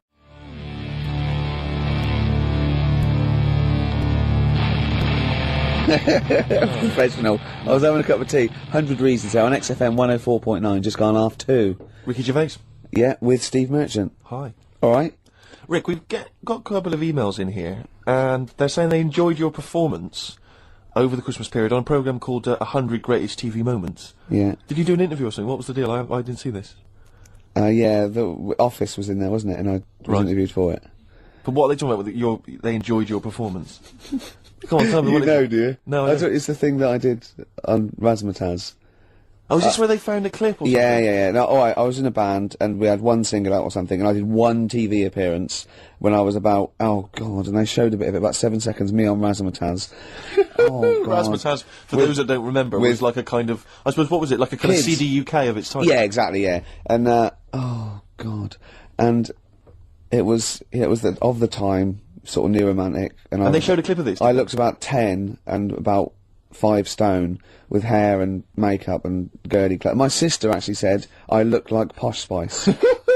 Brilliant. Which is, there's a funny story about that, right? Because we were rushed and we had to do this thing, and we oh god, and we were meant to take a flight to Newcastle. And Where were you travelling from, London? Yeah, but we got there and we didn't have tickets, we were told to be there, but the A&R man overslept. Right, for the record company, overslept, and it was terrible, and we were fretting, and eventually it was too late to get the plane, we missed the plane, we had to get a train, and it was really kind of fine, they were back and forth, they're going, yeah, if they come now, we can still do it, we're going to miss it, and this was like a big promotional thing, and we got there, and they went, oh, God, right, and I had this sort of like jumpsuit I was wearing that I'd cut off, put that on backwards. A jumpsuit? Yeah, Brilliant. I know, it this was what was bad. on the clip? Yeah, I had that on back to front, and there was no time, and I think I even mimed wrong at one point, and it was awful. But the funny story is this, that when we were there, we didn't have our tickets. This was at the airport? We bumped into Bucks Fizz. The guys and girls from Bucks Fizz and their manager, so there's like 5 of them, right? and there's 2 of us, and they had 5 tickets, and Bucks Fizz tried to smuggle us through. And so they went through the things, right, and they went, tickets please, and he just waved 5 tickets that he had, like that, goes, this is us, right, and they went, well, can I have a look at it? And they went, there's only 5 here, and they just looked at us and went, sorry lads, we tried. We were nearly smuggled through. By Bobby. Karl. They couldn't even with their powers, they were at the height of their powers. That was like a make-believe time. They'd already done making your mind up. I thought if anyone can get us through customs check, it was the Fizz. But even the Fizz what I like could though, not that get us reassures me, I have to say, about kind of airplane travel. You Yeah. know, in these kind of troubled times, it's Yeah. nice to know that What's even it? someone like Bucks Fizz Yeah. couldn't get, smuggle someone through. That's good, because even, the top security man went, hold on, there's 5 in the Fizz, there's 5 tickets, those 2 lads are not going through. Exactly. Yeah, that makes you more secure about air Definitely. travel now. Well, it's lovely if I'm in America, and I see 5-star. Yeah, yeah. Trying to get through customs. With 2 other lads. Exactly. I think, wait a minute, what's going on there? Yeah. Wait a minute, security guy stopped him, it's fine. It's fine, yeah. You know there's only 5 in 5-star. Oh. It's lovely to know that. Yeah. I love the fact, and did you know the Fizz previously? Was this your course first not. run-in with the Fizz? No, they were doing the Taz, same as us. They were doing the old Raz, same And as us. did you recognise the Fizz and go, oh my god, that's the Fizz, let's try and sneak in with them, or did they recognise you? How did it work? They wouldn't have recognised us. Exactly, that's what I'm thinking. I love the audacity of going up to Bucks Fizz and saying, try and smuggle us in. You try and break aviation law for us. Now, yeah. Now it's time to make your mind up. We're going to the land of make-believe. I did that and they laughed. They went, Yeah. brilliant. Yeah. We'll get you through, lads. Yeah. Just stay tight. I was actually on top of Bobby's shoulders in a long coat. Lovely. Yeah, but Bill... Well, seriously though, I don't understand what their plan was to sneak in. like they would have gone, yep, through. It's the Fizz, let them through. Yeah. Yeah. Don't bother checking the It's like, wasn't even answering, we couldn't even get to Newcastle. Do you think it was wearing your jumpsuit backwards that sort of gave it away? Well, no, but see, I didn't have it on then. I was just in civvies. I just had jeans and a t-shirt then. I didn't even have my hair gelled. I was just like cash. I then. saw it, I thought it looked alright. Did you? Did you? Well, I mean, for Then in a you. tight jumpsuit. Yeah. cheekbones. Brilliant. Yeah. Yeah. I had some cheekbones. Yeah. That was the. If anyone else saw it, or maybe they taped it let's- and they've got let's a leave clip, it now. because I'd love to see it. I missed it. Well, I'll get you one. Slide If you around have the it, room. put it. I'll tell you what. Why not create a website, and put that clip on there on a constant loop, and then send the address in, and I'll give it out, and people can check it out for themselves. Yeah, really. brilliant. Is that okay? Yeah. Cool. I'll have to lose weight now. Yeah. First of the game to die, Morrissey, XFM 104.9. I'm Ricky Gervais with me, Steve Merchant and Karl Pilkington. Well, Karl, you failed miserably. The scientists stuck away. Right, one more chance. What's happened in the last couple of weeks? Just one more chance to... What have you seen in the last couple of weeks? Well, like I say, I don't really watch the news and that, so Right. I can't tell them about that. But in a way, I think they're better off not knowing. I think that's the only good thing about being out there, isn't it? Not knowing about the bad stuff going on. Yeah. So I can't help them there. They don't need to look at the weather, do they? No, don't enough. No. But tell you about the Pope and that. Yeah, you've... pretty extensive. What about the EU constitution and the no votes? What do you make of that? What are your views? What's the problem there? Oh, this isn't... No, but it's better not knowing. broadcasting, It's though, better is not it? This knowing. is nothing. Come up with something. Well, the fat baby then, the fat baby that they found, that was on the telly. Right. Well, what was that? It's just a little fat baby. That, Oh, for I don't know what, it's just a little fat kid and that. What? Tell what? It was on the telly, it was on the telly and But that. what was on the telly? You just said fat baby, fat baby, fat baby, fat baby on telly, fat baby on telly. You're meant to be telling them what's happened in the world. Tell me about the fat baby on telly. It's just they've found some, there's this illness called Momo, right? And, they've just got this woman had a kid. It's really sad, it was on Channel 4 and that, right? And, kid's born. You sure it wasn't Jimmy Carr? Kid's born and that, right? Momo? It's called Momo, Isn't that yeah. that Black Music Award? No, right, little fat baby and that, and there's only 3 of them in the world. These little fat babies. Right. And one of them, they're in danger. How fat? Are you not telling what do you mean? How fat are they? 6 stone it was only 2. And there's 3 of them in the world, and there was this one, and there was one in Brazil. Are they like endangered? Is that the problem? Because there's only 3 of them in the world. I'm a bit worried. It's like a conservation campaign. Hunted for their flesh. No, it's sad. If you, I know, it's easy to joke on that, but if you've seen it, you'd go, oh, it's a bit sad on that. Well, I haven't seen it, and I know nothing about it. Well, I've told you, there's 3 of them in the world. Okay, what else was on telly? Something I watched the other night, that was just good. Again, you know, I learn stuff from the telly. I don't watch the news. Well, you don't learn stuff from the telly. Yeah, I'll tell you what, though. You told us there's a fat baby in the world. Forget about them. There's a spider eats chickens, and there was a fat kid. Forget them in Iceland, right? Yeah. We'll give them Rockbusters later to do, right? Iceland. But what's her name? I'll tell you what is interesting, Steve. What? I didn't know that much about it. Autism. Okay. Oh, good. There's some more entertaining stuff on XFM 104.9. Just to cheer up people. Go on, and what? Come on. No, right. Have you heard about it, Steve? What autism? It scares me to death when he comes up, when he touches on a serious subject. We've been talking about wheeling a dead pope round, the Chinese don't age well, and ginger people are hated, and now we're going to touch on a really, I mean, no, I said, my heart's in my throat. Go on, Karl, then tell me your insights to autism. Right, well, there was this, again, Channel 4 coming up with some good stuff at the moment, right? It might have been Channel 5. But what's the name? It's the attention span I like! It's these people who, they've got like this autism thing going on. Yeah. And, they sort of take in a lot of information, they get sort of they get so into it that they know everything about that subject and what have you, right? And there was this lad who, he knew everything, right, about EastEnders. Right. He sort of, the cameraman was saying to him, so, you know, why EastEnders and that? And he said, oh, I don't know, I just like it. And he said, I remember when I first watched it was a Thursday, it was 5 to 8, Pauline Fowler walked in, she had a pink jumper on, she said, alright, love. And he remembers everything from that moment on. Yeah. Right, and everything. Which is great, but then, the way the programme was making out, it was almost like they were saying it's a disability. Right. When in a way, it's more like a superpower. Sure. Like Rain Man. Well, if you can take it's Rain Man. No, I'm he not. has special autistic powers.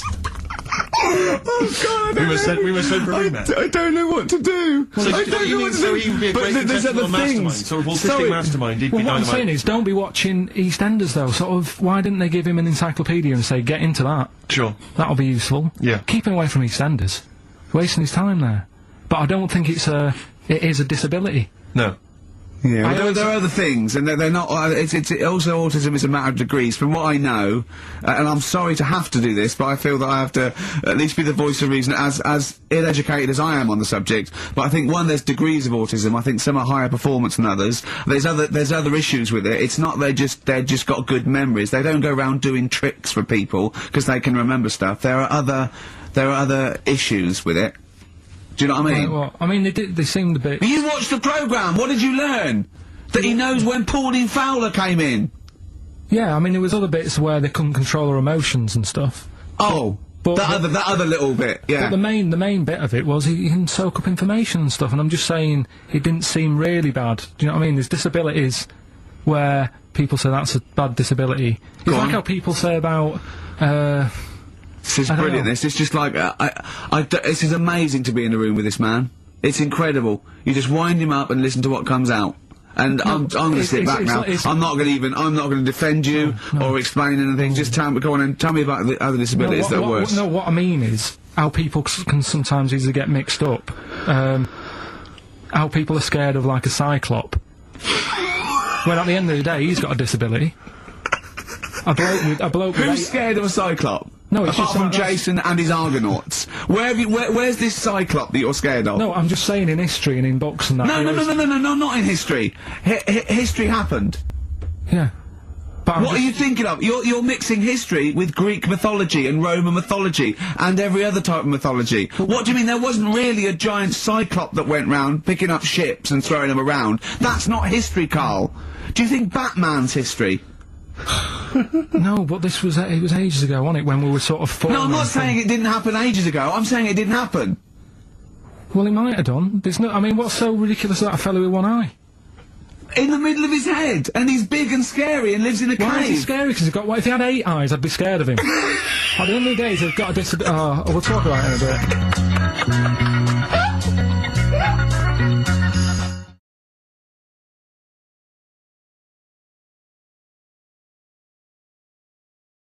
Do you know what he said to me the other day? This is unbelievable. This is one of the most stupid, incredible things I've ever heard.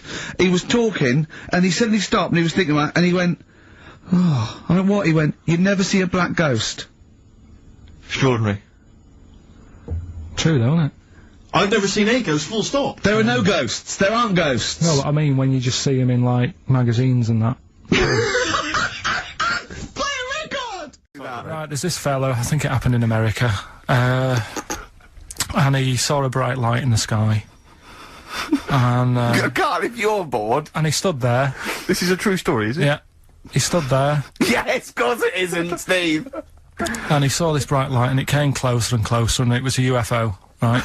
Yep. And he looked at it, and it disappeared, right?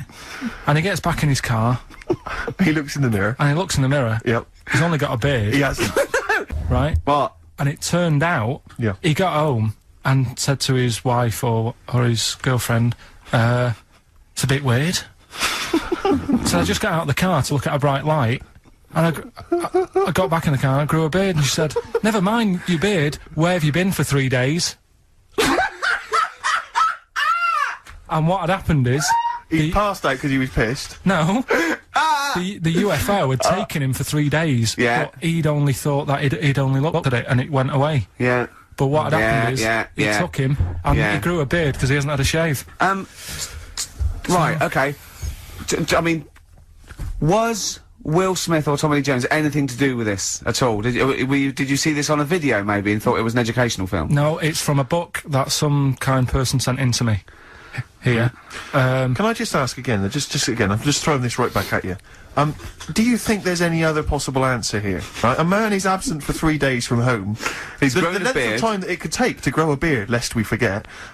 What if he hadn't actually seen a bright light in the sky? What if he he'd was been lying? What if he drunk? was lying? He'd got knocked unconscious. He'd had a car crash. Just any number lying. of other No, things. just lying. Or he was just lying. Yeah, he'd been on a bender, getting pissed for 3 Yeah, days and that with was his his mates. excuse to his wife. And they went, Dennis, what are you gonna tell your wife? Well, wait a minute. Wait a minute. She's not going to believe I was out with you, lads. Just say you're only away for a minute. No, I wasn't away from it because of the beard. Oh yeah, look, it looks like you've been out for 3 days. Well, we have. That's Exactly. right. Okay, we've got to cover that then. Alien abduction. Great one. Okay, let's try that. Do you see? That's a little scenario there that could have been played out. So, when you say educating Ricky, what have I learnt from this? Never listen to you again. That's all I've learnt so far. Never listen to you. Yeah, we'll add a little bit more in here, right? To Well, spice this no, up. what do you mean add a little bit more? We'll add a bit more to this what I'm educating you about, Go on. right? There's only a law in America that says if you touch a UFO, you're going to get done. Now, why would they make a rule? I don't know that. Do you know, like, all their rules have a caveat? Karl, I genuinely do not know what you're talking about. Right, do you know, like, how here they might have... Do you know I what? have no idea. Right, okay. Do you know, like, over Rick, here... I'm listening to Capital on these headphones. I got Foxy on from yesterday. Right, let's bin that. There was a thing on about Dracula, Right. What, Dracula? and I found a flaw in it. Go on. Not the fact that he's the living dead and No. and drinks blood to stay alive and he doesn't reflect. And he can in turn into a mirrors. bat. Well, And you can go on. the mirror thing, you can't look in mirrors, can he? Well, he can look in mirrors, but he can't see himself in a mirror. Yeah. Right, that still doesn't work. Go Okay, on. go on. It doesn't work at all, Karl. It doesn't work. Go anyway. on. Well, Centre parting's always really neat. His centre parting's always really how neat. does he do it if he can't look in the mirror? Blood on the floor or something it was called. Rubbish. I love the flaw in the Dracula film is that his centre parting's too neat. How does he do it without a mirror? Oh. Was it a documentary about Dracula? No, Yeah, there was the real it's Dracula. The called- real Dracula. Yeah, the real Dracula, the It's true just a Dracula. film. It had blood on the floor or something. It's called. Yeah. It's rubbish. From 1970. Yeah. Right, but you know- stayed up and watched that. You know there aren't Yeah, really that's right. vampires in that sense. Yeah. Yeah, but it still annoys you that his centre parting was too neat. Well, if you're going to do it, do you know what I mean? I'd like to see him with a fringe sort of pushed forward Ooh. and maybe a hood up, alright? Come to suck your blood and that, alright? Yeah, just bits of tissue paper all over his face where he's cut himself shaving. I can't see it. Bloody mirrors annoying me now, isn't it? I'd love to see that. A little mank Drac. That'd be great, wouldn't it? Well, that might be a film that we do in our movie. Mancula. Just getting onto that. Mancula. Count Mancula. Alright? You got any rave? You got any rave music, huh? Got any Oasis or that? That'd be brilliant. He came from Manchester. Please welcome Mancula. Alright? That'd be great, wouldn't it? His hair's a mess. Well, I can't see a mirror, can I? There's a shadow somewhere. It's already good, isn't it? I'm loving it No, already. right. There's a shadow. I think it was in America. Yeah. And it's on a quiet road.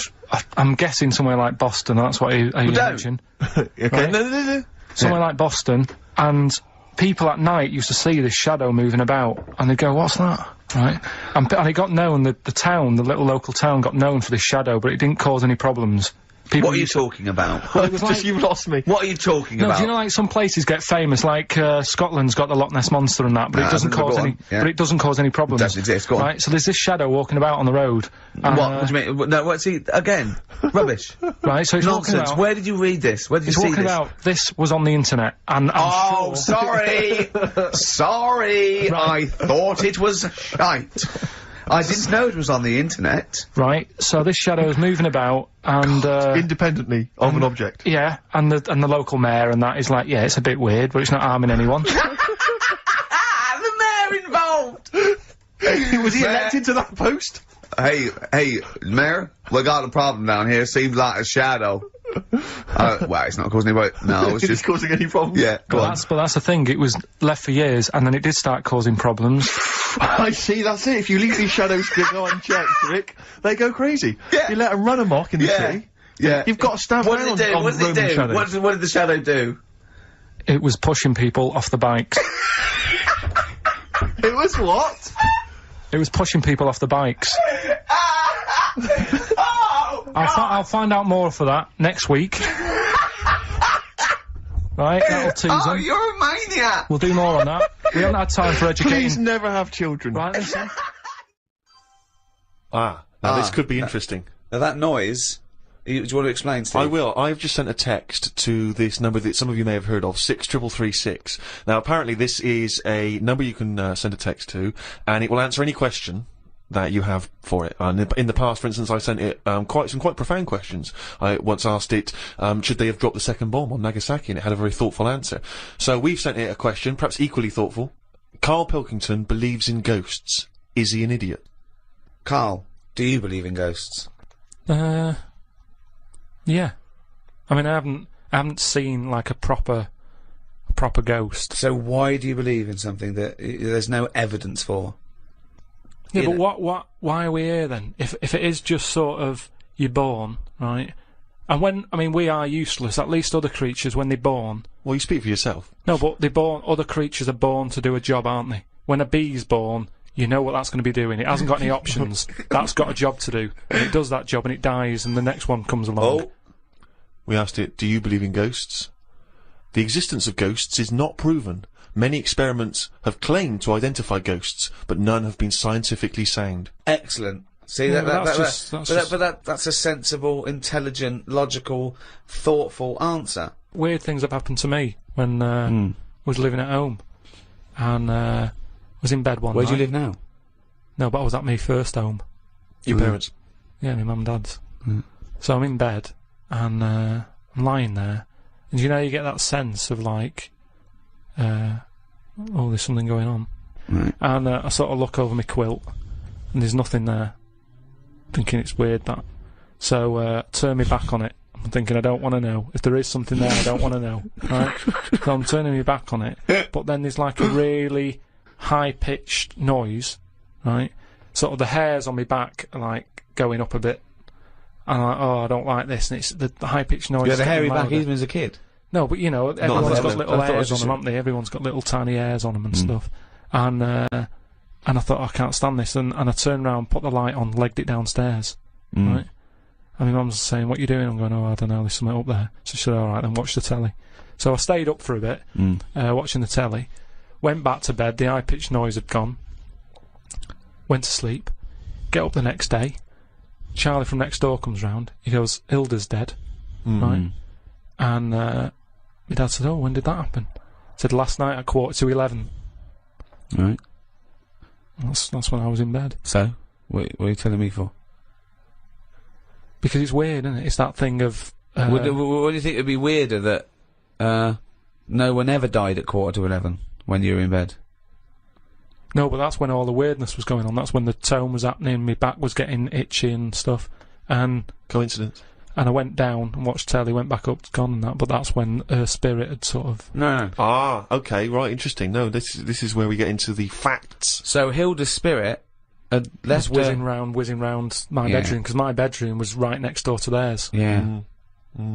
So I'm just saying, that's one. Why do they whiz round when they die? Why do spirits whiz round when they die? Because they're going, where am I going? Are they? And they're whizzing round, aren't they? Am I going down? Am I going up? No, it's Karl. Oh, no, but I'm going the wrong way. Yeah, but it's not going to be easy, is it? How do you think it works? It doesn't work. But once again, it's not proof of anything, Karl. Beyond the fact that you were a child in bed. Why did your dad ask what time she died? No, he just sort of, what do you say to someone when it's awkward, isn't it? When someone gives you bad news, so you just think, what can I ask? What time did she die? What time did exactly? that happen? Sorry? No, you just go, Exactly what time did she die? My wife passed away. Yeah, what time exactly? No, not exactly. He just said, that's bad. When did that happen? Like, what time? And he said, well, thanks for asking. Quarter to 11. Quarter to 11. Quarter to 11. Quarter to 11, I remember. What did he say last night? Oh, that's weird, isn't it? Convenient, aren't they, all these stories? Or is it? Or, yeah, I mean, it's either that's exactly what happened, Rick, or he's misremembering the actual I don't know which one to plump for. But I tell you this though, Go on. If we're talking about ghosts and that. Yeah. Now, Hilda. Yeah. Choose your bog standard old woman. Right. I hope that's on the gravestone. I know, yeah. No, did you do the eulogy? No, That's great. you What can we say about Hilda? Bog standard old woman. Right, there's sandwiches at the bar. That's the most insulting thing you could ever say. There's nothing. No. Let's just think about Hilda that phrase. lived her life. Thank you for coming to celebrate the life of Hilda. Who died at 10:45 specifically. And was a bog standard old woman. Are we burning or burying? But anyway, she lived to be quite old.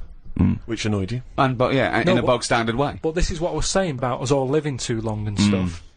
It just makes it worse when it does come to us being a ghost. I don't know what you're talking about that again. sentence made no sense.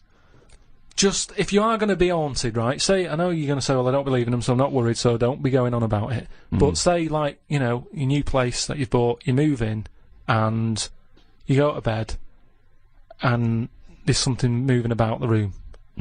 You see it, it's a ghost. Oh, no. Okay, let's, for the sake of More argument, likely, a Siamese cat called Ollie. No, because that's probably got its own room, hasn't it? But what I'm saying is, would you prefer to have an old person moving about looking at you, or just a young person? I'd prefer a youngish person who looks normal and is sort of floating about, and you go, all right. That looks normal, floating about. No, but an old woman would really scare me. And ghosts are always going to have a bad reputation because they look scary because they're old. So that's... You talk absolute shit. That's all I'm saying. So Can you believe we ever charged for this? No, but look, if we are going into another life, right, after this, Which we're not, we but yeah. move on to another life, Yeah. we're not going to move on. That land, say if it is like another world, where we go and we plough fields and we grow Croppage. We grow crop. Crops. Crops, if you want. Yeah, well, I would like to use the English language. Yeah, but there's too much fruit about, so just a crop, just something we need to get by. Fruit about. He's got an answer for everything. That's So we what grow I'm some saying. crop. Yeah. Yeah. So you grow your crop, and now if we're all going into that other land or world or universe, old, who's going to do the cropping?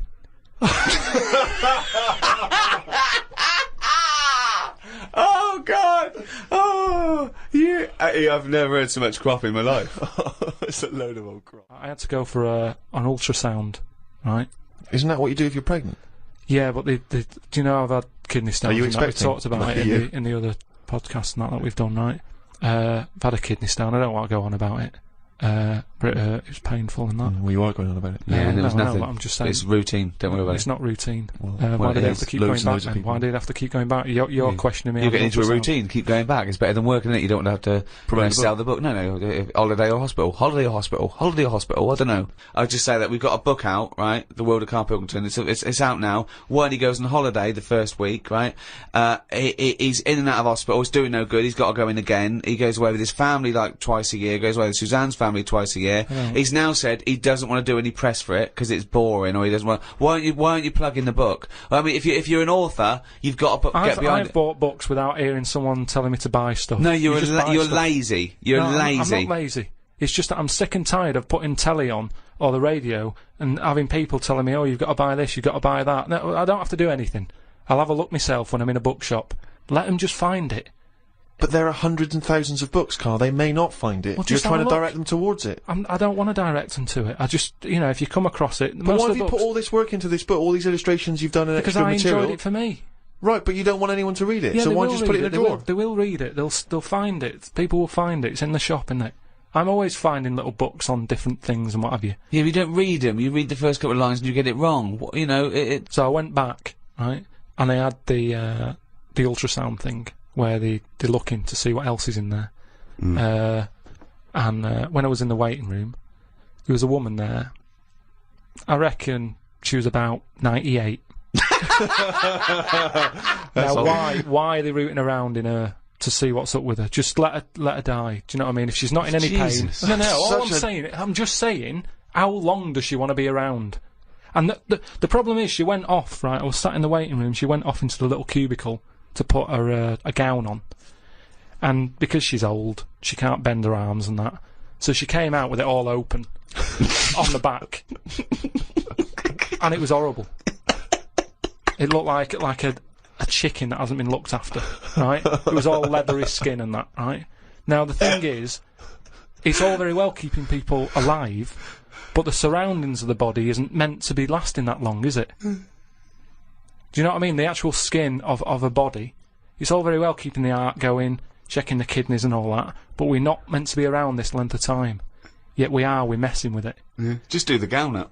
You never do, you never see insects or anything like that look old. You don't go, look at the state of that. Because they live about 4 weeks! Yeah, but maybe that's the way it's meant to be. In the same way, maybe we were only meant to live to be 40.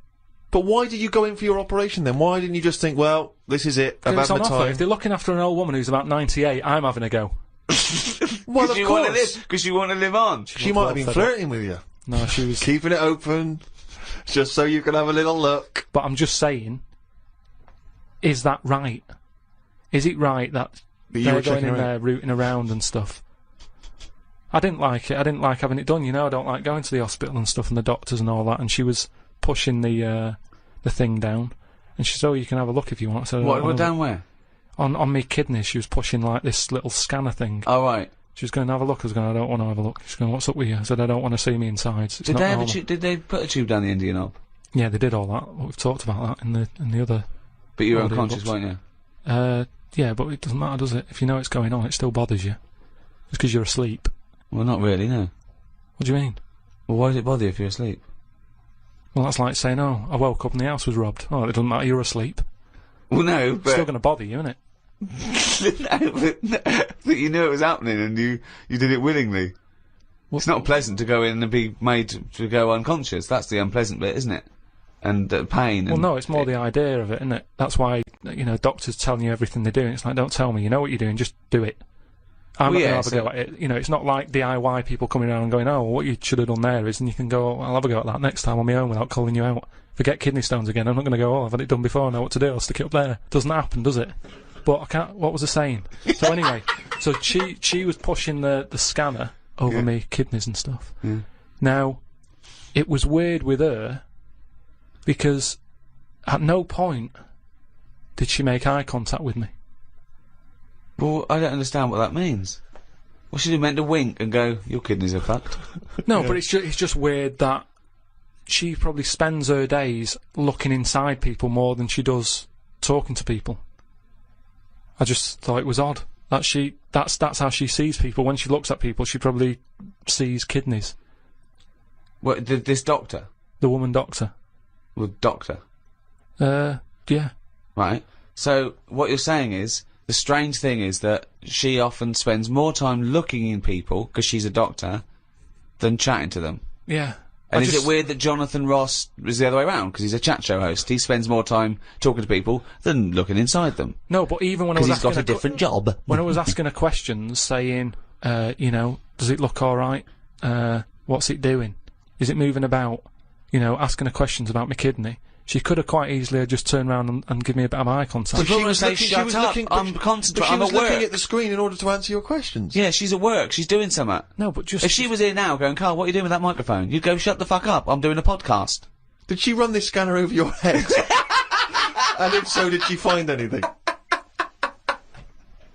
in St Ives, and just, you know, it was a nice day and that. There was no telly in the place. It was a horrible house. It was haunted. Actually, no, honestly. No, not honestly. It wasn't haunted. There's no such thing as ghosts. So you saying honestly it was haunted means fuck all. It's the weirdest place and weirdest sensation I've ever had. I spoke to a woman called Mrs. Battersby. Right. Who sat on my bed keeping me up all night. My mum came up, she said, you look shattered. I said, yeah, I haven't had a kip all night. She said, why? I said, I've been talking to Mrs. Battersby. She said, who's that? I said, no, some old woman. Now, I can't remember it now, but that's what I did then. And then, Sorry, so Mrs. Battersby didn't exist, is that what you're saying? She was the ghost? Yeah. Wasn't the landlady? No, there's no landlady. It's a big house, about 12 bedrooms in it. Right. Dead cheap to stay there, because it was a wreck. My Were mum you and dad ill? went out Were you one ill? night. Did you have flu at the No, time? I had nothing like that. I just... So you were sitting up, but you were awake, and you were having a conversation with Mrs. Battersby. What did she look like? I can't remember. I can't even remember having the chat now. Right, But so- at the time, I was like, oh, she just doesn't shut up. Chatting all night. So you don't remember this happening? Or you do remember it happening? No, I remember that, like, if I see my mum now and I mention St Ives, she'll go, oh yeah, Mrs. Battersby. She remembers coming in, because she was older than me, wasn't she? So, to Who? her, my mum. Was she? Yeah. How old was Mrs. Battersby? She was older than both She of you. was old, because I'm calling her Mrs. Battersby. If she was my age, I'd probably say, oh, it's Susan or whatever. Right, sure, You Miss call Bat- older Miss people Battersby. by the surname, don't you? Yeah. Anyway, so she kept me How up old all were you? night. Dunno, I'm thinking of pictures at the wedding. Why do you have to go through other things to just have a memory? How old do you reckon you why were? I don't understand why you haven't got direct access to your memories. How old do you reckon you were? Your mum was older though, yeah? You must have a vague idea of when this I'm event thinking was. about it now, I'm thinking. I'm Okay. picturing the picture of myself at this wedding. Okay. And how old are you? What are you doing? How tall were I'd say you? I look about... How were you? I'd say I look about 7 or 8, looking at the picture. Right, okay. Yeah. Right, okay. So Mrs. Battersby is chatting away to you. You don't remember what she said, but you do remember having the conversation. No, he doesn't remember it I at don't all. remember the chat now. Well then So- why are you telling us? You not must your remember it memory. because you're telling us about It's not it. your Because it's a memory. memory, my mum's reminded me of it. Yeah, but all it says is, oh, this is so far removed. This is hearsay that your mum said you spoke to a ghost once, and you don't even remember the ghost. Mrs. Battersby. No, Yeah, you no, but you remember the don't name remember only because her. your mum reminded you of In a it. court of law, if there was a ghost court, they go hearsay, thrown out of court. Right. You yeah. don't have a memory of Mrs. No, Battersby. look, I know that when I was a kid, Yeah. I ate a beetle. I ate a beetle because I thought it was licorice. Now, I can't remember that now. You can't remember that, but you know it happened because your mother told you it happened. Exactly. Right. But the fundamental thing is that we can believe we can believe you ate a beetle, right? Because that is something that could happen in real life. But- what we're questioning is that you spoke to a ghost. What sort of beetle was it? Just one of them standard beetles, just the black shiny one. Thing is, right, a couple of years ago, we were in the Ivy, and the food came, and there's a big blob of wasabi, right? It was like called an Oriental hors d'oeuvre, right? And I looked over at Karl, and he started going, drinking water. I said, what have you done? He said, I heard that. I said, that was a blob of wasabi. He said, I thought it was one mushy pea. That's a classy restaurant that they're serving one mushy pea. Well, they do that, don't they? Wow. Small portions. It's all trendy, isn't it? Yeah, I love the fact that it's exactly the same thing. They've swapped beetle for wasabi Yeah. and licorice for pea. You see things, you see something, you It's a think... good job you remembered that anecdote though, because he doesn't. Exactly, yeah. In years to come, we'll be going, ate some wasabi once. Did you? Yeah. Well, according to Ricky, I did. Yeah, I was in the ivy. I thought it were mushy pea. So hang on, I just want to go back to Mrs. Battersby because What you other- confidently said it was haunted. It was haunted place. Yeah. But you've got no real evidence for it because even you claim you had this encounter. You don't even remember it. But you don't remember everything in life, But you do you? supposedly had a conversation with a ghost. I know, but I didn't know. When I was younger, I But you didn't think remember that the was a specifics ghost. of an ant So walking you- around. Yeah, so you thought, so I see. If you'd have had the memory, it would just be a nice old lady on the end of your bed all night. Right. And then... Then, when I mentioned it, my mum was saying, "What do you mean, Mrs. Battersby? Who's Mrs. Battersby?" right? When you're a kid, you're not terrified, are you? No. Nothing scares I mean, you. I'm beginning to think, who the fuck is Mrs. Battersby, I must admit. But So, yeah, that was, but it was a weird place. I mean, there was no telly. All they had for sort of company was a calculator. you are the strangest little man that's ever lived. Company, he had a company. No. There goes Karl with his friend. What's his friend? Oh, it's a little... It's a Sanyo 4197G. I love that. That's amazing. Oh, calculator, do that boobs thing again. My mum and dad used to go out. I stayed in there. Just shots of him with his calculator on the beach. Like that. It's sunlit. Maybe beautiful and the 4 air. plus 16, what will it be? My only friend was a calculator. The death thing, right? Yeah. There was an argument on there about, do you know that Twilight Zone or whatever it was, Tales of the Unexpected? Oh, yeah. Where the woman got buried alive. Yeah. They were saying how, like, years ago, they'd bury people thinking they're dead, Yeah. and they've recently, like, dug coffins up, and then the people who were in the coffin weren't dead, they might have just been, like, in some sort of deep sleep or whatever. Catatonic. And they've lifted the lid off, Yeah. and there's scratch marks on the thing, Yeah. and that's pretty scary. And Makes you think. I mean, I hope they check these days. Now, Steve. Yes. Karl text messaged me in the week, very excited, because he just watched a programme that proved me and you were stupid. Remember we sort of championed the anti-supernatural? Yes. We- Skeptical view. We're just absolutely skeptical about things like that. We're atheists. We don't believe in ghosts, anything like that. Anything supernatural. We're followers of James Randi, a genius of our times. But Karl saw something that proved us wrong. I'd like Karl to tell you what this proof was, what he saw it on, and look at him. Go on then. It was on Wednesday night. Yeah. I was watching. You see, the problem is I didn't get the full story, so you could pick holes out of it. Sure. But I was Unlike your usual investigations into the supernatural. Which are It was thorough. called. Can I just say what the programme was called? Mr. Exorcist. Oh, brilliant. So Sounds like an academic work to me. the bit that I caught, I just flicked it over, sort of seeing what's on the telly, and I thought, oh, Exorcist, I've seen it, but there's nothing else, and I watch it, and then I realised it wasn't the same thing. Yeah. I thought, oh, I'll have a bit of this. And there was an old woman and a daughter, and as far as I was aware, the bit I picked up on, they were saying, oh, you know, it's dreadful, and unless you've been through it, you know, you've had ghosts in your house and that, you really don't know what it's like. Yeah, sure. And the main thing that seemed to be getting them down was the fact that the budgie was getting stressed. The budgie was getting stressed. Because animals can sense the other side, Oh, can't okay. they? Can they? Yeah. Okay. So, And how was that manifesting itself? You don't know. What was the budgie doing?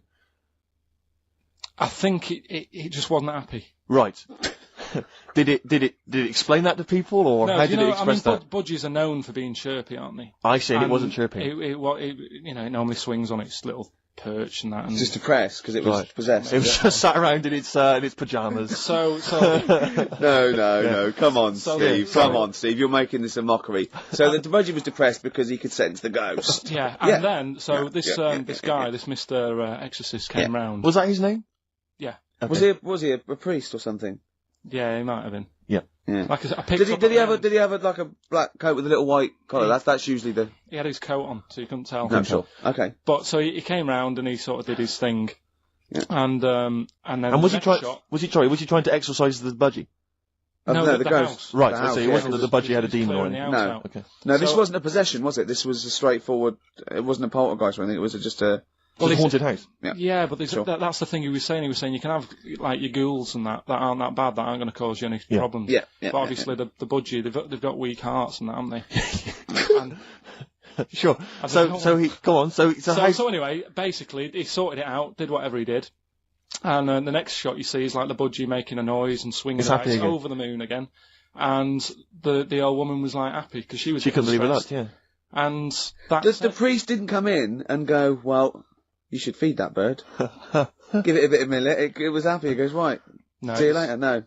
It was a toast. Budgies are. My mum's got a budgie, and they're fairly happy all the time, aren't they? So it's got to be something fairly odd. Right. You never see a budgie sitting down going, I feel like topping myself, to be honest. Yeah. Do you know what I mean, though? No. Do you know you can have like a moody dog? You can see a dog when it's unhappy if it's walking down the street. You can have a moody canary, can't you? And what they do is they often tell the police what you've been doing.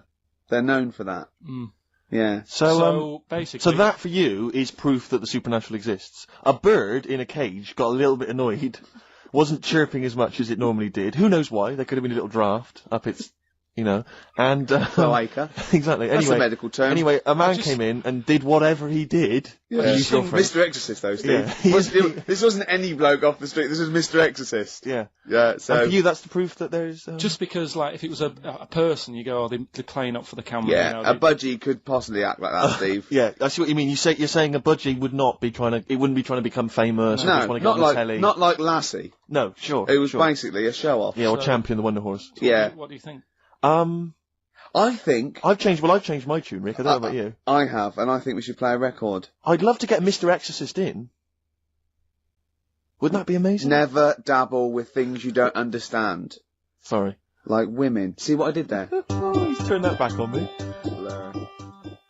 XFM 104.9. So it's not so bad really, because we didn't plan the thing. No. We proved the supernatural. We were wrong about that. Well, just one other question. Was there anything else in this woman's house that led her to believe that there were ghosts, or was it just the fact that, Tweety or whatever his name was, wasn't chirping? You see, this is the problem. I was watching UK Style. I was watching something on that. What we wasn't on that.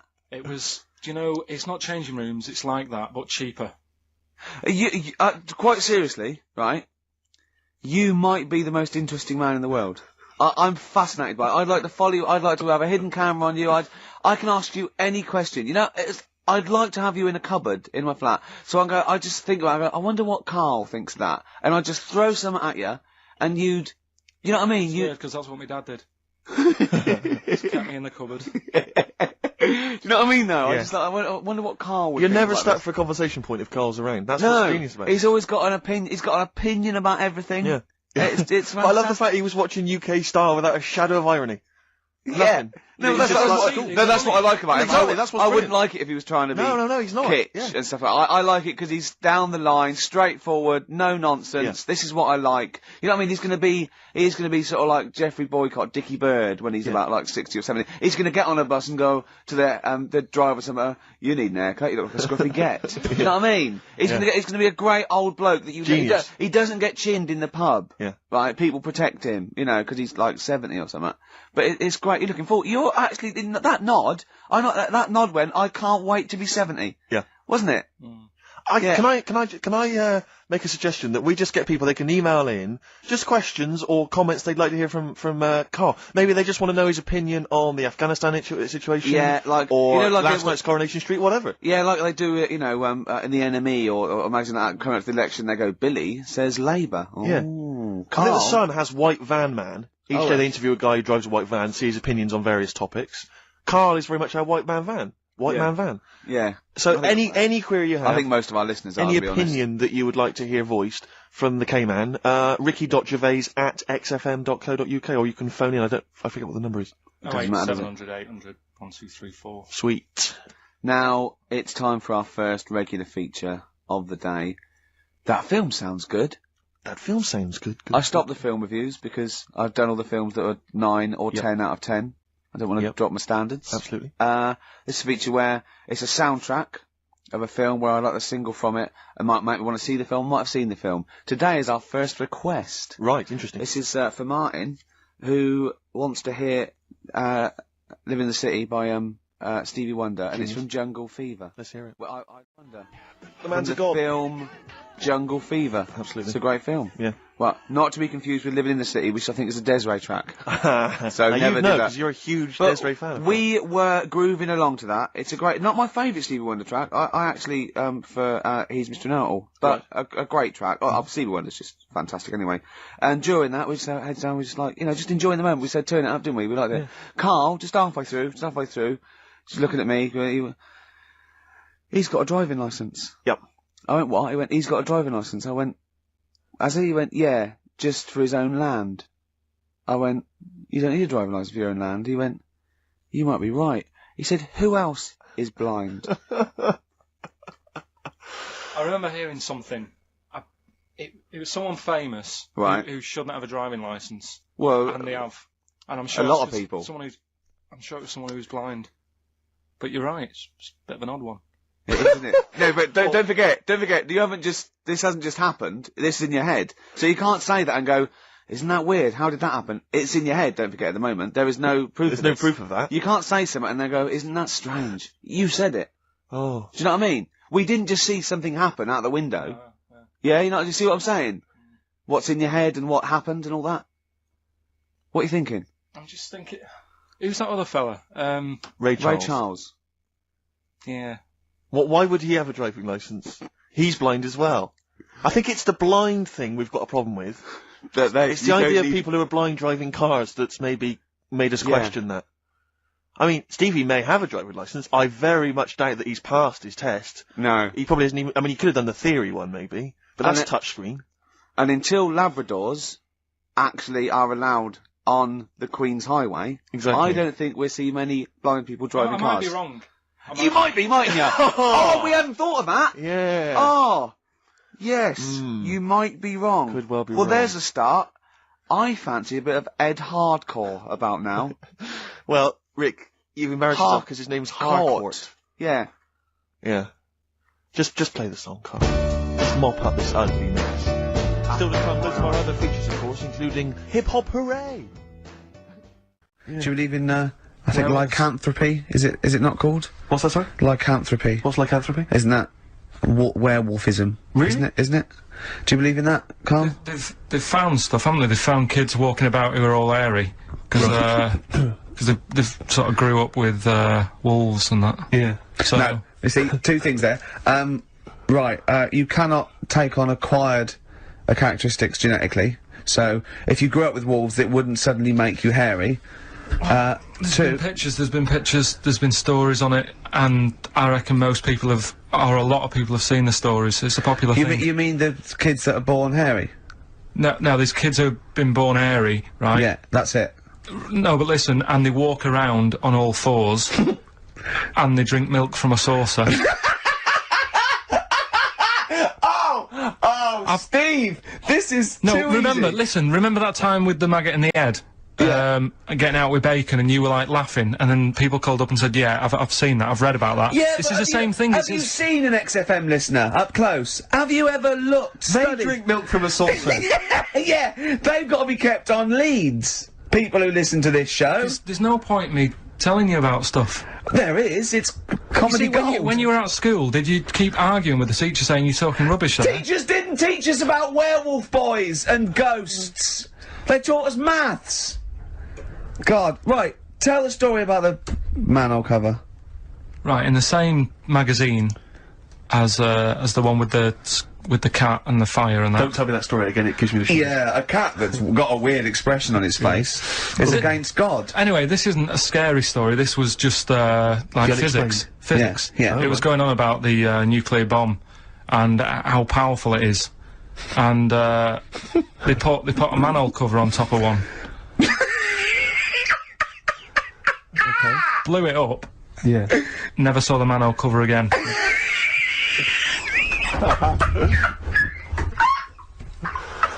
Man alive, Carl.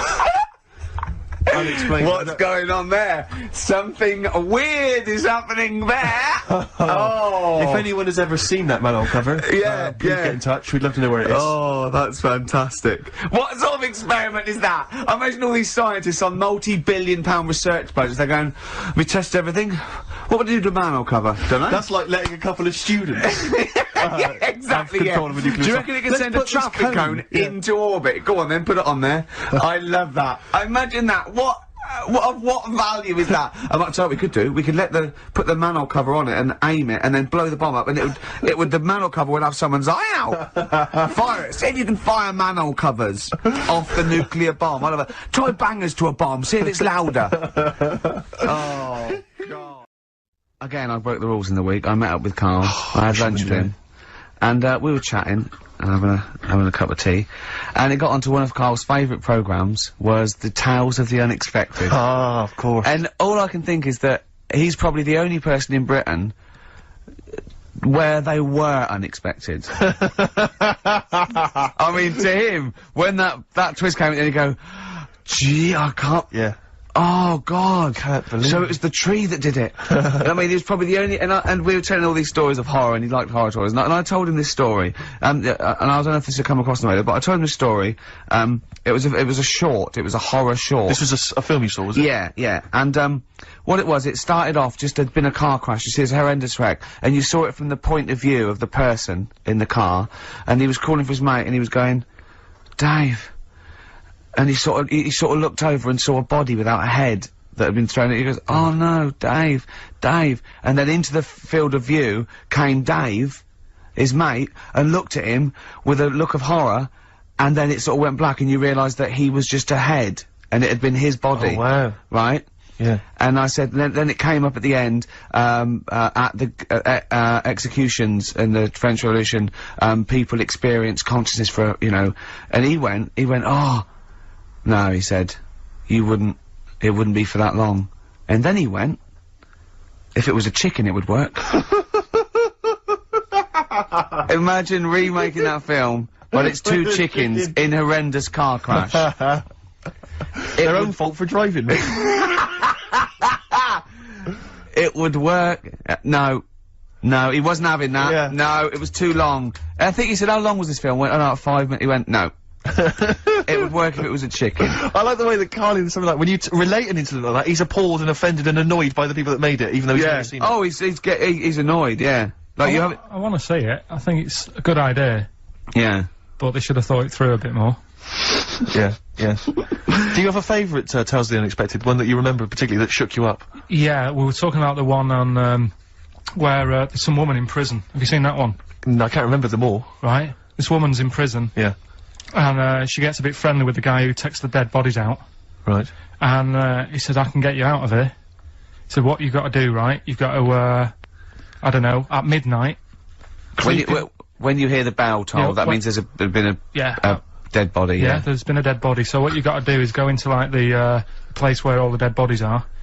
Get in the first coffin on the right. And then I'll come along and carry you out, and you can run away and escape. Yeah. Right? So she goes, yeah, alright then. So she hears the bell go. I'll bury you, right?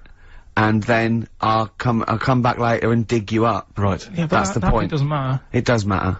Trust me, Karl, it Alright, really then, matters. okay. Listen, I don't know if I'm gonna ruin this for people at home. Yeah. Can I just skip to the end? I would imagine that she gets buried and he doesn't come back, and she has to get buried alive. Better than that. Okay. Yeah, she does it. She gets into the coffin. Yeah, shh. Go on. Right. So she gets in the coffin, and she's lying there for ages. She's and buried. She can feel a bit of movement going on, so she's obviously, you know, being carried somewhere, so she's thinking, this is it, I'm getting out. And she's lying there for ages and thinking, why ain't someone coming and lifting the lid off this? Do you know what I mean? Letting me get out. So she's really bored.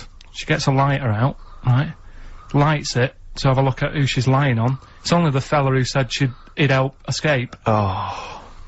How bad is that? That is. How bad is that? So it is quite important that she's buried alive then, isn't it? In retrospect, you realise that the jeopardy is that she's buried alive and can't get out. Yeah. Yeah. It makes it so much worse, doesn't it, than just like lying in the morgue and going, actually, I'm getting out of here. Yeah. This isn't gonna work. Look at Karl's face. Having told that, he's so pleased. His face is lit up. He's beaming like a child. Have you seen any? Is that your favourite horror thing ever? That's a good one. And Let's see if anyone knows what the finger is. When that bloke was under the ground, wiggling his finger. we were talking about one with some fella who's stuck in the ground or something. This is a motif I noticed in your particular favourite ones. Yeah. Right? People stuck in the ground. Go Yeah, on. right. So it's a fella, is it? Yeah, a fella stuck. Now, I seem to remember it just being his foot, to be honest, being stuck in a hole. And No, people- he was under the ground and he got a little thing out of the pavement and he put his finger up and wiggled it to try and attract attention. Then you see a woman come along and her stiletto heel just knocks his finger off. You see, I'm wondering whether it's the same one as I saw. Yeah, it could be two like that, couldn't there? It's a They were running out of ideas by the last series. it's a big theme in Hollywood. Or, what was that one you told me about with the porn? That was a good one. Oh, this was fantastic, right? Right. There was this, Sorry, can I just check now? We're just remembering classic episodes of the Tales of No, the this Unexpected is this is important. Well, I saw one, right? I saw one on Tales of the Unexpected, right? And it was these two gents. What they used to do, they look down the obituaries and they'd blackmail the wife or the son of a dead eminent person, like might be a priest or a doctor, like that, and they'd go and they'd say he bought some erotic stuff from us before he died, and he owes 100 guineas and all this sort of stuff, and they'd pay up because it'd be so embarrassing. They just didn't want to say just pay him, right? And this one bloke said, who are these people? I'll meet with them. And he goes round there, and he goes round, and they go, your father, he goes, my father could not have bought any erotic material from you. They did it, he goes, he couldn't have, he's blind. Right, and that was the twist. And Karl went, so it was magazines, not videos then.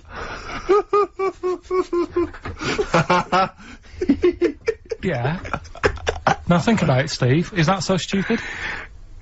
Well, presumably it was set in olden times because Yeah. people, professional right. pornographers don't tend to call it, you know, erotic material.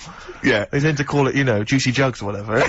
But more than that, I don't understand how a video is going to be any use to a blind person either. I know that you can hear the sound, Yeah. Karl. Look at him nodding like Yeah. you caught me out. Yeah, what sound will you hear? Do do do do do do do do do. Your meter needs looking at? Yes. Cut. What's then? What's that? Then it's just noises, isn't Occasional it? groans. Yeah. Right. You could Okay. listen through the wall at your neighbours. He does. I mean, that's why I save a lot of money. But I thought you were going to point out, Karl, that they could have had a braille porno. Now, have you Yeah. thought of that? Look, feel the lumps on that. Exactly. Think about it, Karl. Think about it. You're excited now. Yeah. Your girlfriend's away, Karl. Yeah, the cheese grate is only under the cupboard. Now, she's a good-looking lady. Yeah. There's loads of things that have happened where people go, oh, that's weird. That goes to show that we've been around before, or. No, it doesn't. There's none. I have no evidence for that. Of Well, I reincarnation. told you that time when it happened to me when I was younger. Go on. Your life flashed before your eyes. Well, it wasn't like a flashback, but it was close. It's the next thing next to flashbacks. It was I was having a bath, right, and my mum had like run the bath and that, and she said, "Is that too warm?" And I said something like, "No, it's all right. It's a lot better than when I used to have a bath in that wooden bath in front of the fire." And she was like, "What?" And I said, "You know, it happened years ago." And she was a bit like, "Oh." And I can't remember that now, but she talks about it, and, you know, that just goes to show that... Because I was at an age when I wouldn't have known about wooden baths years ago in front of fires. No, but you talk rubbish now. So all you were doing, you were talking rubbish from an early age. Where's the problem? No, but you can only talk rubbish if you're aware of knowledge. Well, you... I didn't know about wooden baths, so You why don't- would I have But invented Karl, that? we've only got your mother's word on this, and she thought you might one day be a doctor. Yeah. So, She put a rock with a feather on it to keep a parrot company. lest we forget. Yeah, but I'm just saying. Well, it's all bollocks. So have you researched this? You've tried to find out when little Karl Mark I and his wooden bath, when he was No, I around? don't want to go there, because that's when you start digging out all sorts It's of trouble, rubbish. innit? It's rubbish. No, it's not rubbish. Well, it is what rubbish. sort of stuff might There's you no discover? scientific evidence. No, for just like how I've said about family trees and that. Don't be looking at them, because you're only going to find stuff you don't really want to know about. It's the same as that, innit? Leave it, let it be. Do you know what I mean? If your granddad was Einstein, you'd know about it because your family would be shouting about it. If he was a bad un, you'd go, oh, keep that quiet. So don't look at family trees, and it's the same. Don't be looking back in your past lives, There's because no God knows past what lives. you've been up to. Well, Karl and the wooden bath. Proof. If Karl proof be needed. Pilkington, live on air, talking shit again. What profession other than your own would you like to attempt? This is you, not as you as a worm. but have I had the training? Oh, for f Oh. No, well, I've said before, haven't I, about maybe having a go at an operation. I don't know why it leaps from where it leaps from no ambition. Where if he could have a job, it would his best job he's ever had is a paper round, and if he could have a job, he'd like go to the cobbler once a week and then walk a dog. To I'd like to have a go at thoracic surgery. No, I'm just saying. I bet it's like we do this, and you know, some people like listening to it and what have you, and you go fair enough. But I never feel like I'm doing anything of any worth. No, you're absolutely right there. But if you're going into like an hospital, which are places that are pretty miserable anyway, as an office space, not only have you got to go in that building and work in it, but you've then got the pressure of changing a lung or whatever I've said before. Right? Changing a lung, yeah. But I'd like to have a go at it so I can say You've done it. I've done that. So under what circumstances, in what world, do you think anyone's going to let you have a go at changing a lung and that? Jim will fix it. No, I'm just saying the Comic way. relief. But the way the world is, and the way that there's more and more people, more and more doctors are needed. I mean, it's already happening now that people are doing jobs that they're not really qualified for because they get sort of what's the word? Sort of uppered too early. Upward. Upward! I love the fact it's basic language. It's like it's unbelievable. Upward. Do you know what I mean? Promoted. Yeah, promoted. Yeah. They get promoted. I too prefer early. upward. Upward's great. So Why was I not upward? Unbelievable. So do you know what I mean? I think because more and more people are knocking about, we need more and more doctors. Yeah. You get a job in a doctor's, you're going to be promoted sooner now, I think. Yeah. Well, what I'd do is I'd probably upper you, and then what's the word? You go away them. I think it is you go away them. You leave the door. You leave the door. You fire them. That's it. That's the word I'm looking for. So I'd upper you and go away the doctor, if anything. But I've been to, you know how I don't like going to the doctors and stuff. Yeah. Right? Because you're always scared that they might investigate below the bridge. Yeah, but I checked on that before. I signed up to it, and then they said, right, before we can take you on as a patient, you've got to have a health check, right? Which I thought was odd, because it's almost like saying, if you're ill, we can't be having you coming here, right? But I said, right, OK, fair enough, what is this health check? And they said, oh, you know, we'll just check your body out and make sure you're fit and healthy. And I thought, that isn't enough information. You know, I want to know if it's the old finger trick. Or, and I said, what do you mean, though, when you said health check, what do you do? And she said, oh, it's just, I think she knew what I was getting at. And she said, oh, it's just the blood pressure, your weight. That's about it. So I went and had it and stuff. But you had to, before you sort of said, right, I want this doctor, they give you loads of forms to fill out, right? And one of the things they did was, if you die, what do you want to give away? Right? Like a donor. Mm.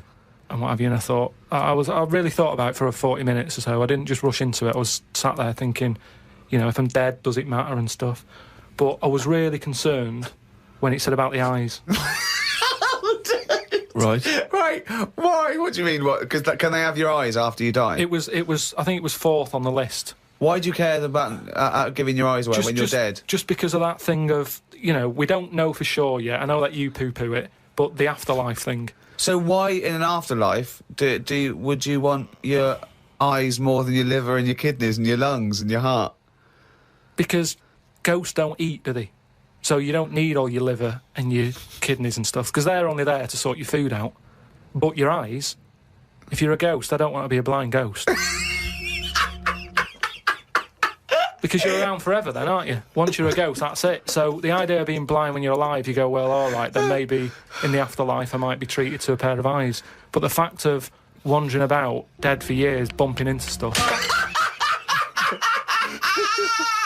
Oh, God! Oh, it's amazing! So, that's an amazing image! So I didn't tick that box. But why? I don't understand. In your theory of the afterlife, why is it that this ghostly Karl, why can he survive without a heart, but he can't survive without eyes? Why? Do you see what I mean? Surely, if you're this ghostly apparition, you can just see everything and you can do everything. You don't need the body. No, because you're a ghost. Yeah, I know, but I think when you're a ghost, say like how they've seen ghosts in. Right, could I just say now for any listeners, this is not the thoughts and beliefs of the management. There is no such thing as ghosts. I do not believe in ghosts. I do not believe in ESP or any mumbo jumbo. Carry on, Karl. So when there's a ghost, yeah. When they see ghosts in like old castles and stuff, yeah, they've had their head cut off because they've been up to no good, right, years ago. But they're carrying it around normally under their arm. That's what I'm saying. It hasn't reattached itself. So if you take the eyes out, But Carl, how is this ghostly creature able to function? It doesn't have its head on anyway. It's carrying it under its arm, so the suspicion is it doesn't need its head. no, It just happens to be carrying it around because it No, the ghost- wants to keep it with it. The ghost is always in the last condition that it was in when it was in. Who makes these rules? The way you are in your last bit of life is how you are as a ghost forever, even in the fashion. Like I say, the ghosts that you see never wear modern clothes, so it's always the Victorian stuff. Now, if they could change it, they would, but they can't because they're stuck with it. So that's Why what did you I'm see saying with the eyes. cavemen ghosts? When did ghosts start? They didn't kick in till about 1830, did they? What if you die when you're having a rectal examination? Are you always bent forward with your trousers around your ankles and someone's finger up your Would you die when you're having that done? That's why I'm not having it done. If that's you saying. No. But you might have both been suddenly killed in a terrible disaster. Yeah, a meteorite hit you. That's when you get the moaning ghosts, isn't it? They're the ones who aren't happy. So you're going round bent forward. Going, you've got "Oh." a doctor's finger up your, and what are you doing? You start going, oh, and that's when you have to get the vicar round. What do you mean? They have to put you to rest and what have you, don't they? And what does a vicar do when he's going?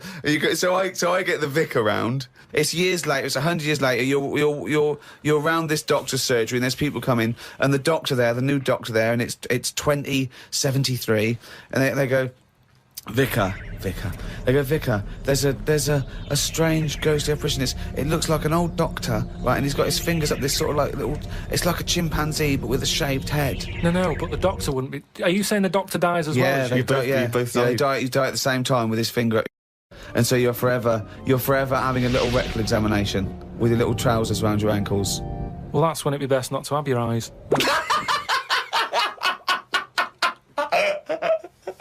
I just came back from America, and they love Halloween. They're obsessed over there. I mean, it's a proper thing out there. Here, it's sort of half-hearted. A few people, a few middle-class families, sort of. But do you think know, it'll dress get up. more popular here, though, if we do find out that ghosts are about? Well, that'll never happen because they're not. No, okay? but if they did, then But- suddenly that would be a big. Well, it'd be a big day. America makes things famous now because of film culture and everything. So yeah, it's all from that. I doubt we celebrated much at all, did we, 50 years ago? So I think it's crept up. Certainly over here we didn't. But it's No. been largely introduced over here through commercial ideas, isn't it? Yeah, We can yeah. sell stuff for Halloween. and film and things like that. And but out there it was they start like weeks and weeks before, and they're decorated like proper. And but I saw a little bakery in Soho, and it didn't look right with cobwebs all over it and spiders on the buns. Yeah. But even though it's fake, it's just I don't think you should do it on a bakery.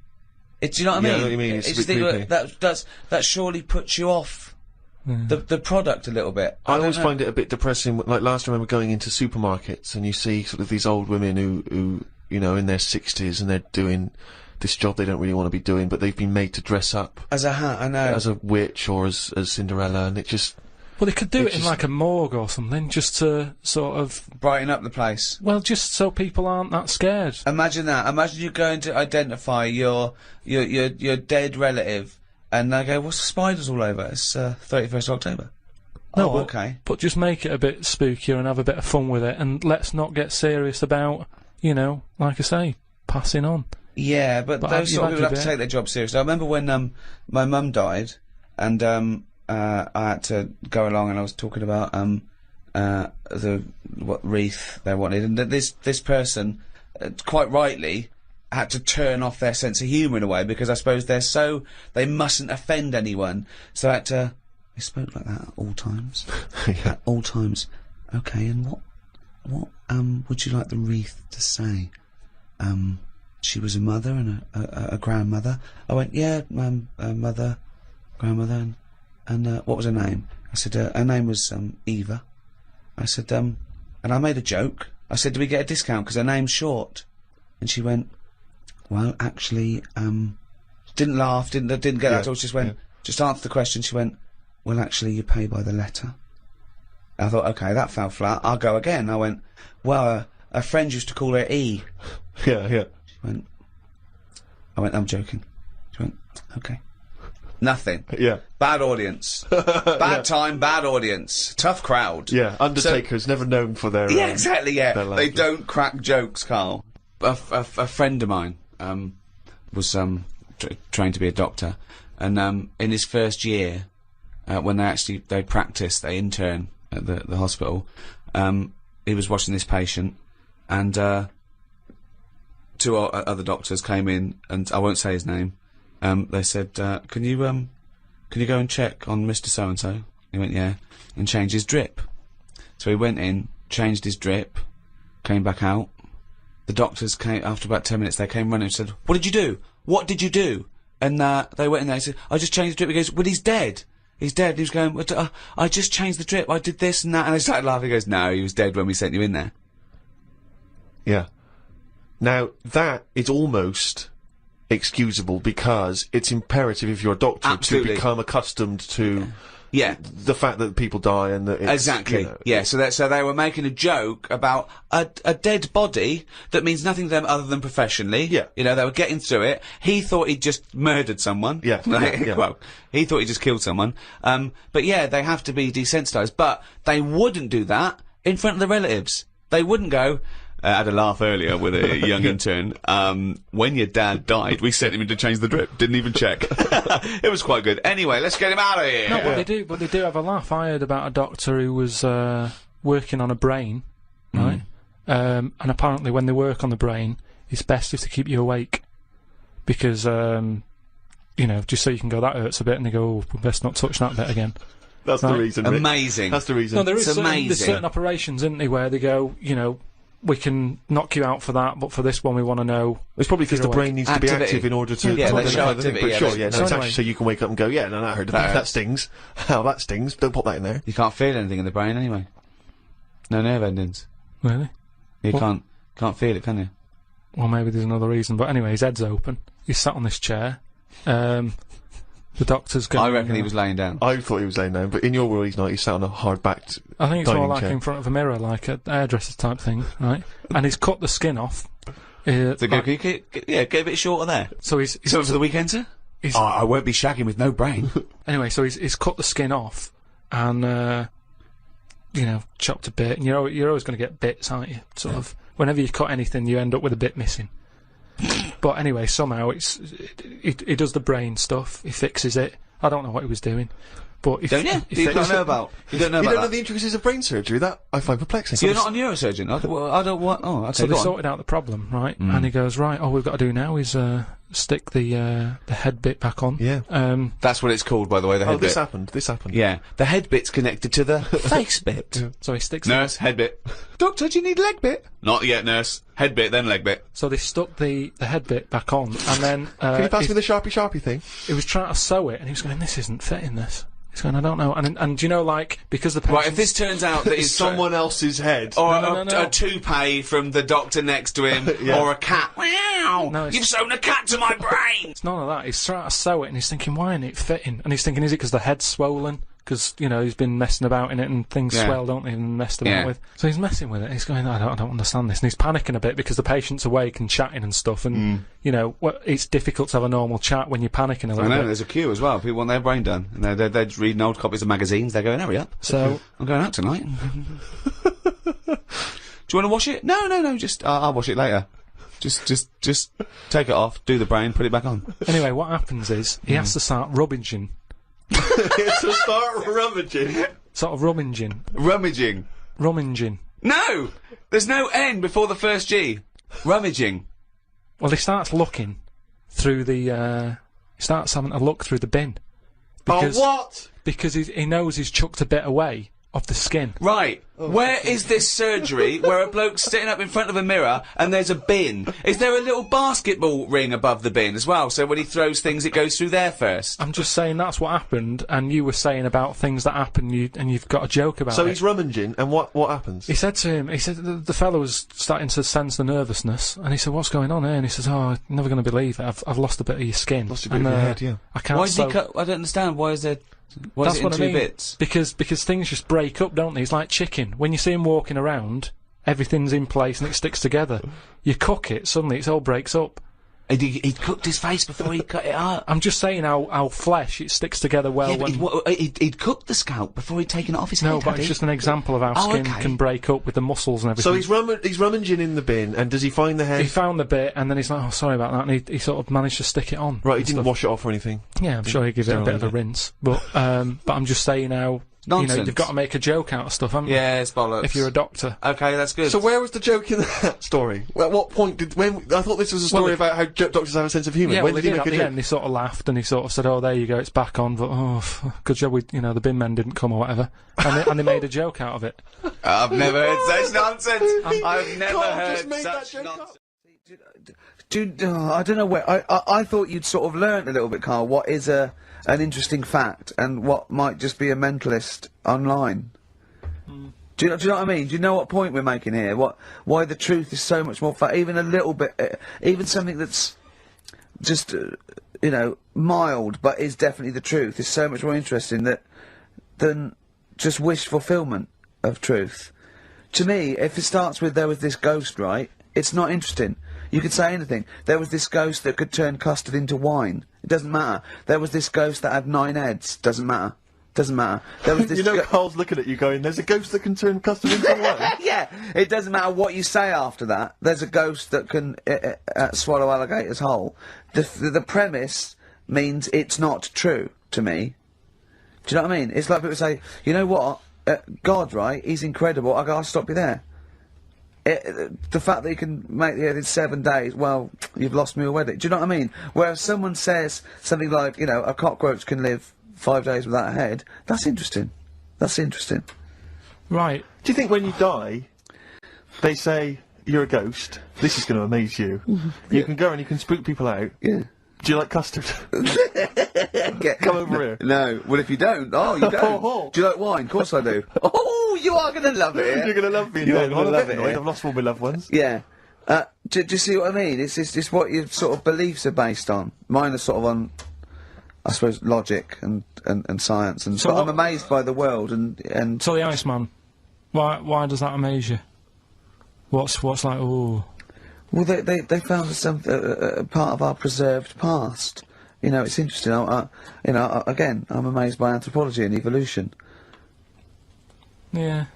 Go It's on. just that line on its own like that, they found an Iceman is great, but then it went on, and it's going on about, they've had to get different people involved to find out how old it was. Because first of all, the story started off, right, an old fellow on holiday somewhere, where did they find it, in Sweden or something? And he was walking in the hills, and... He was walking in the hills. in heels.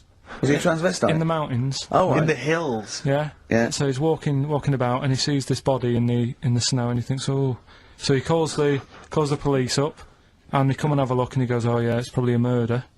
So then they dig it up and find out he's got hold of a spear in his hand. Right, and he's dressed like Fred Flintstone. Right. Then they realise it's probably not a recent murder. Right. His knuckles are dragging on the floor. He's Yeah. a Neanderthal man. They Yeah. think, hang on, Karl Pilkington.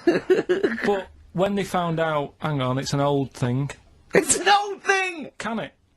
If it was a murder recent, then you'd go, hang on, how did this happen? Who does he belong to? Yeah. But the chances are whoever murdered him is also dead. 5,000 years ago, probably. Yeah. So leave it. Just bury it.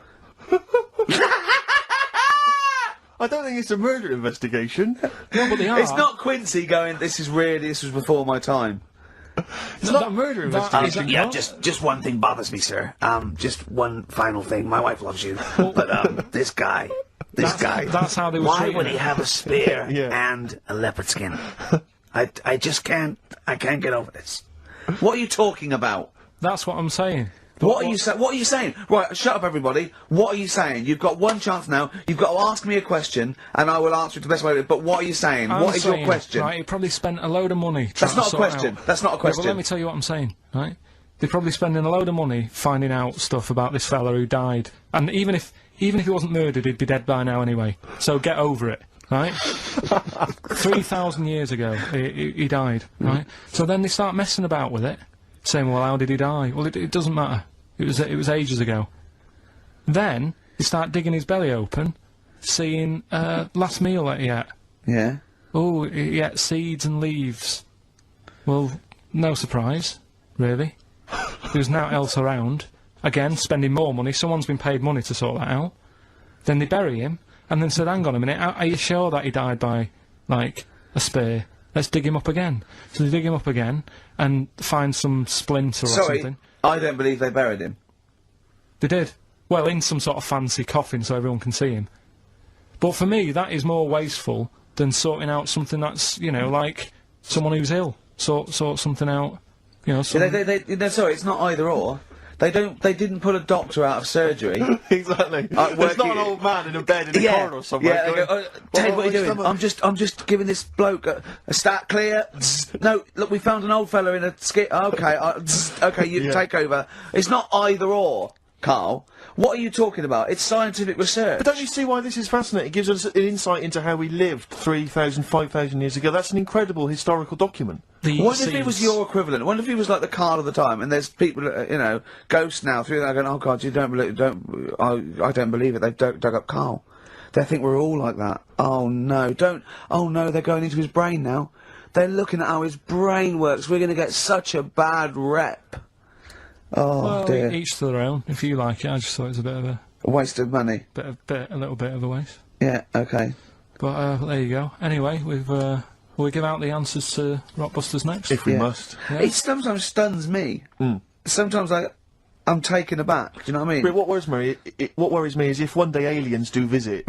I'd love and that. they come down, yeah. But what worries me is they might bump in. What if they bump into you? What if they bump into you and they think that you represent mankind? And they go up and they start another planet. They can they say, we'll ask you 3 questions, and if you answer them correctly, we will not blow up your planet. Yeah. We'd be doomed. It depends. It depends what they ask you, don't they? What if they said, right, Karl, what's the weirdest thing ever found in China? I'll say hairy Chinese kid. And they go, right. Okay, interesting. Do I, right? What don't you see anymore? What do you see an old bloke doing? Don't see an old fella eating a Twix. Yeah. And they say, what if they asked you, what's across the road from you when you're washing up? Well, there's 3 things. Do you just want one of them? No, I want all 3. You want all 3? There was a Chinese kid dancing about in his underpants. Yeah. There was a bouncer every night getting ready to go to work. And the third one, the old woman reading a book, the same book. And they go, right, your planet's saved. See, back in the ship. Yeah, they are a superior race. Tell you a story that Karl told me a couple of weeks ago. Is this another ghost story? Another spooky story? Yeah. I called him out. I was, what are you doing? He said, I've just been reading ghost stories again. He said, you don't believe in them, but how do you explain this? Right, I went, go on. He said, I'll tell you as he told me it. He went, bloke, right, just sitting at home, doing, you know, watching telly with his cat. And, the phone rings, and it's a bloke going, is that fire, in your oven okay now? 'Cause your wife called. And Karl went, well, 1, there was no fire in the oven. 2, he wasn't married. I went, right. Go on, he went, well. Then, right, there was a knock at the door, and there was 2 sort of people in sort of white coats, and they came and said, we've come about that fire. Your wife called us. He went, 1, there isn't a fire in my oven, and 2, I'm not even married. Right? And he said, and they saw the cat, and they looked at the cat, it looked a bit weird at the cat came out, nothing. He said, and then he went back, sat down, phone rings, and they said, did they sort out the fire in the oven that your wife told us about? He went, 1, there is no fire in my oven, 2, I haven't got a wife. And Karl went, what do you think of that? I went, that's not it. He went, yeah, I went, that's the end of the story. What? He went, well, how'd you explain that? I went, explain what? I thought he was going to say, a year later we got married, but she died in an oven fire. Right? I thought it was going to be that, and I went, that's people winding him up. Yeah, or someone did report a fire in the oven, and their name was Johnson, and they looked up Johnson, they got the wrong thing, it was the gas board, and they sent it round to the wrong person, right? You know, he went, yeah, I said, I explained it to him, he went, yeah, why did they look at the cat funny? Oh, man alive, Karl. This is really weird, right? I was in my house once, right, and the doorbell rang. Yeah. Right, I opened the door, and there was no one there. Yeah. Right? And then I looked across the street, right, and there were some kids running away. Yeah. Now, how do you explain that? Yeah. There was another time, right, where, like, I opened the door, and there was a bloke goes, you've ordered pizza. I went, I haven't ordered pizza. And I heard my mate upstairs giggling and putting the phone down. Yeah. How do you explain that? Karl, seriously, why did you tell me that story? What do you think it was weird about that? The fact that it was 3 different people. Is this all the information? Is that the entire story? Have you? It was 3 different people. Did you fall hassling asleep him and not read the about end? A fire that didn't happen, about a wife that didn't exist, and a cat that didn't look happy.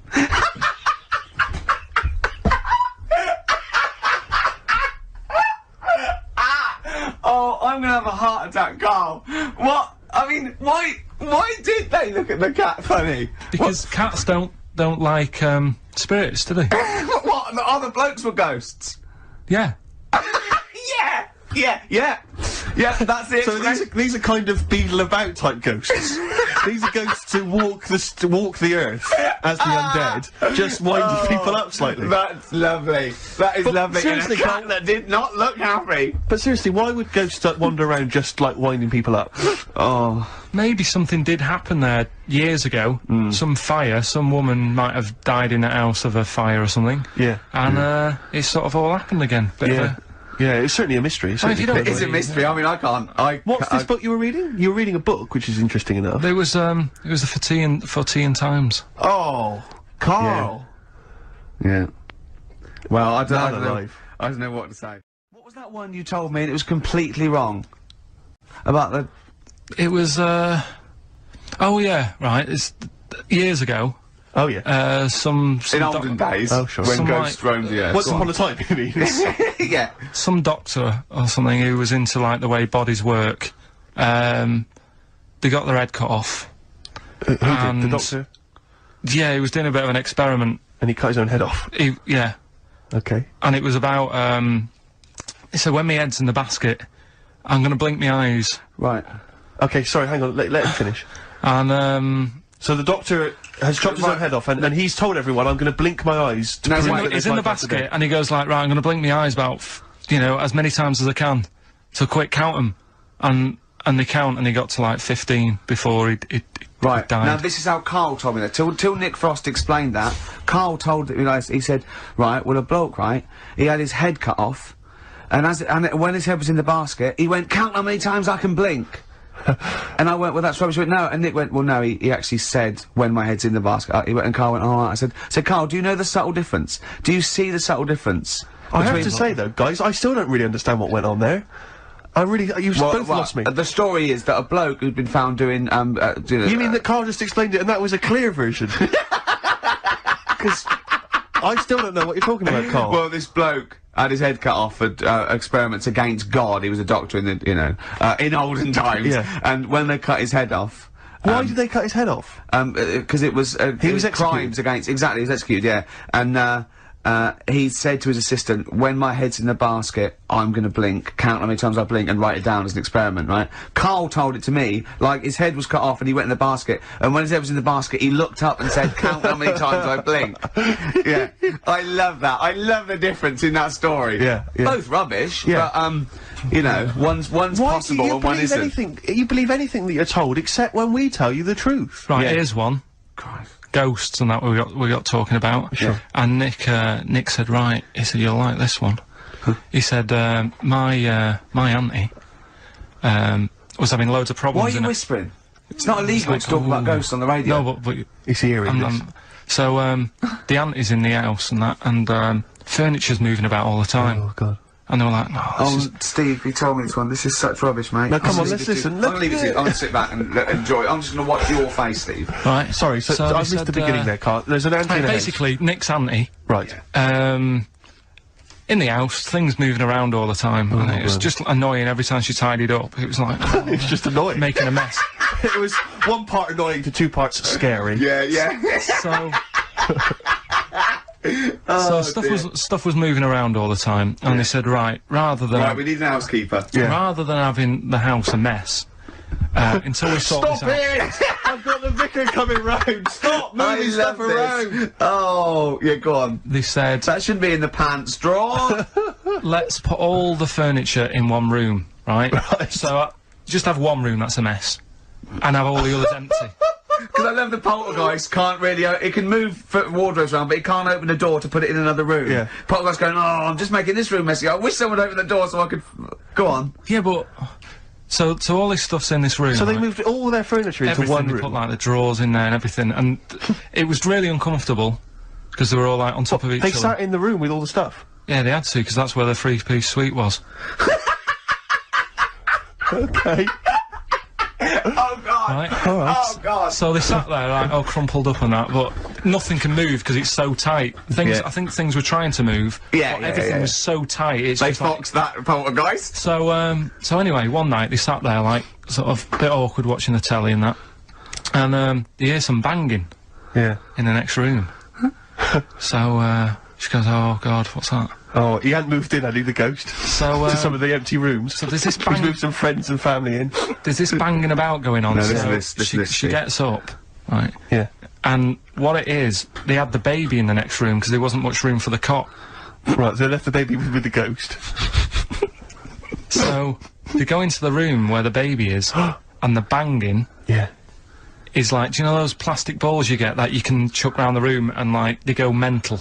Right. The ones that you chuck once and Yeah, they keep bouncing yeah, for yeah, ages. yeah. That was bouncing around the room. Wow, what, the hitting baby had thrown it? hitting all the walls, and the baby was there, stood in the cot, sort of laughing, Right. and looking at the ball, and wherever it looked, the ball went. Yeah. And then she said, stop doing that, Yeah. and the ball just stopped. Did it? And it rolled a bit, and stopped. Right. So the baby had thrown the ball and it was watching it as it bounced around the room. It wasn't throwing it, it was in control of it. No, the point is, Steve, the baby has been doing it. It's been the baby all along. The baby had been messing with the furniture.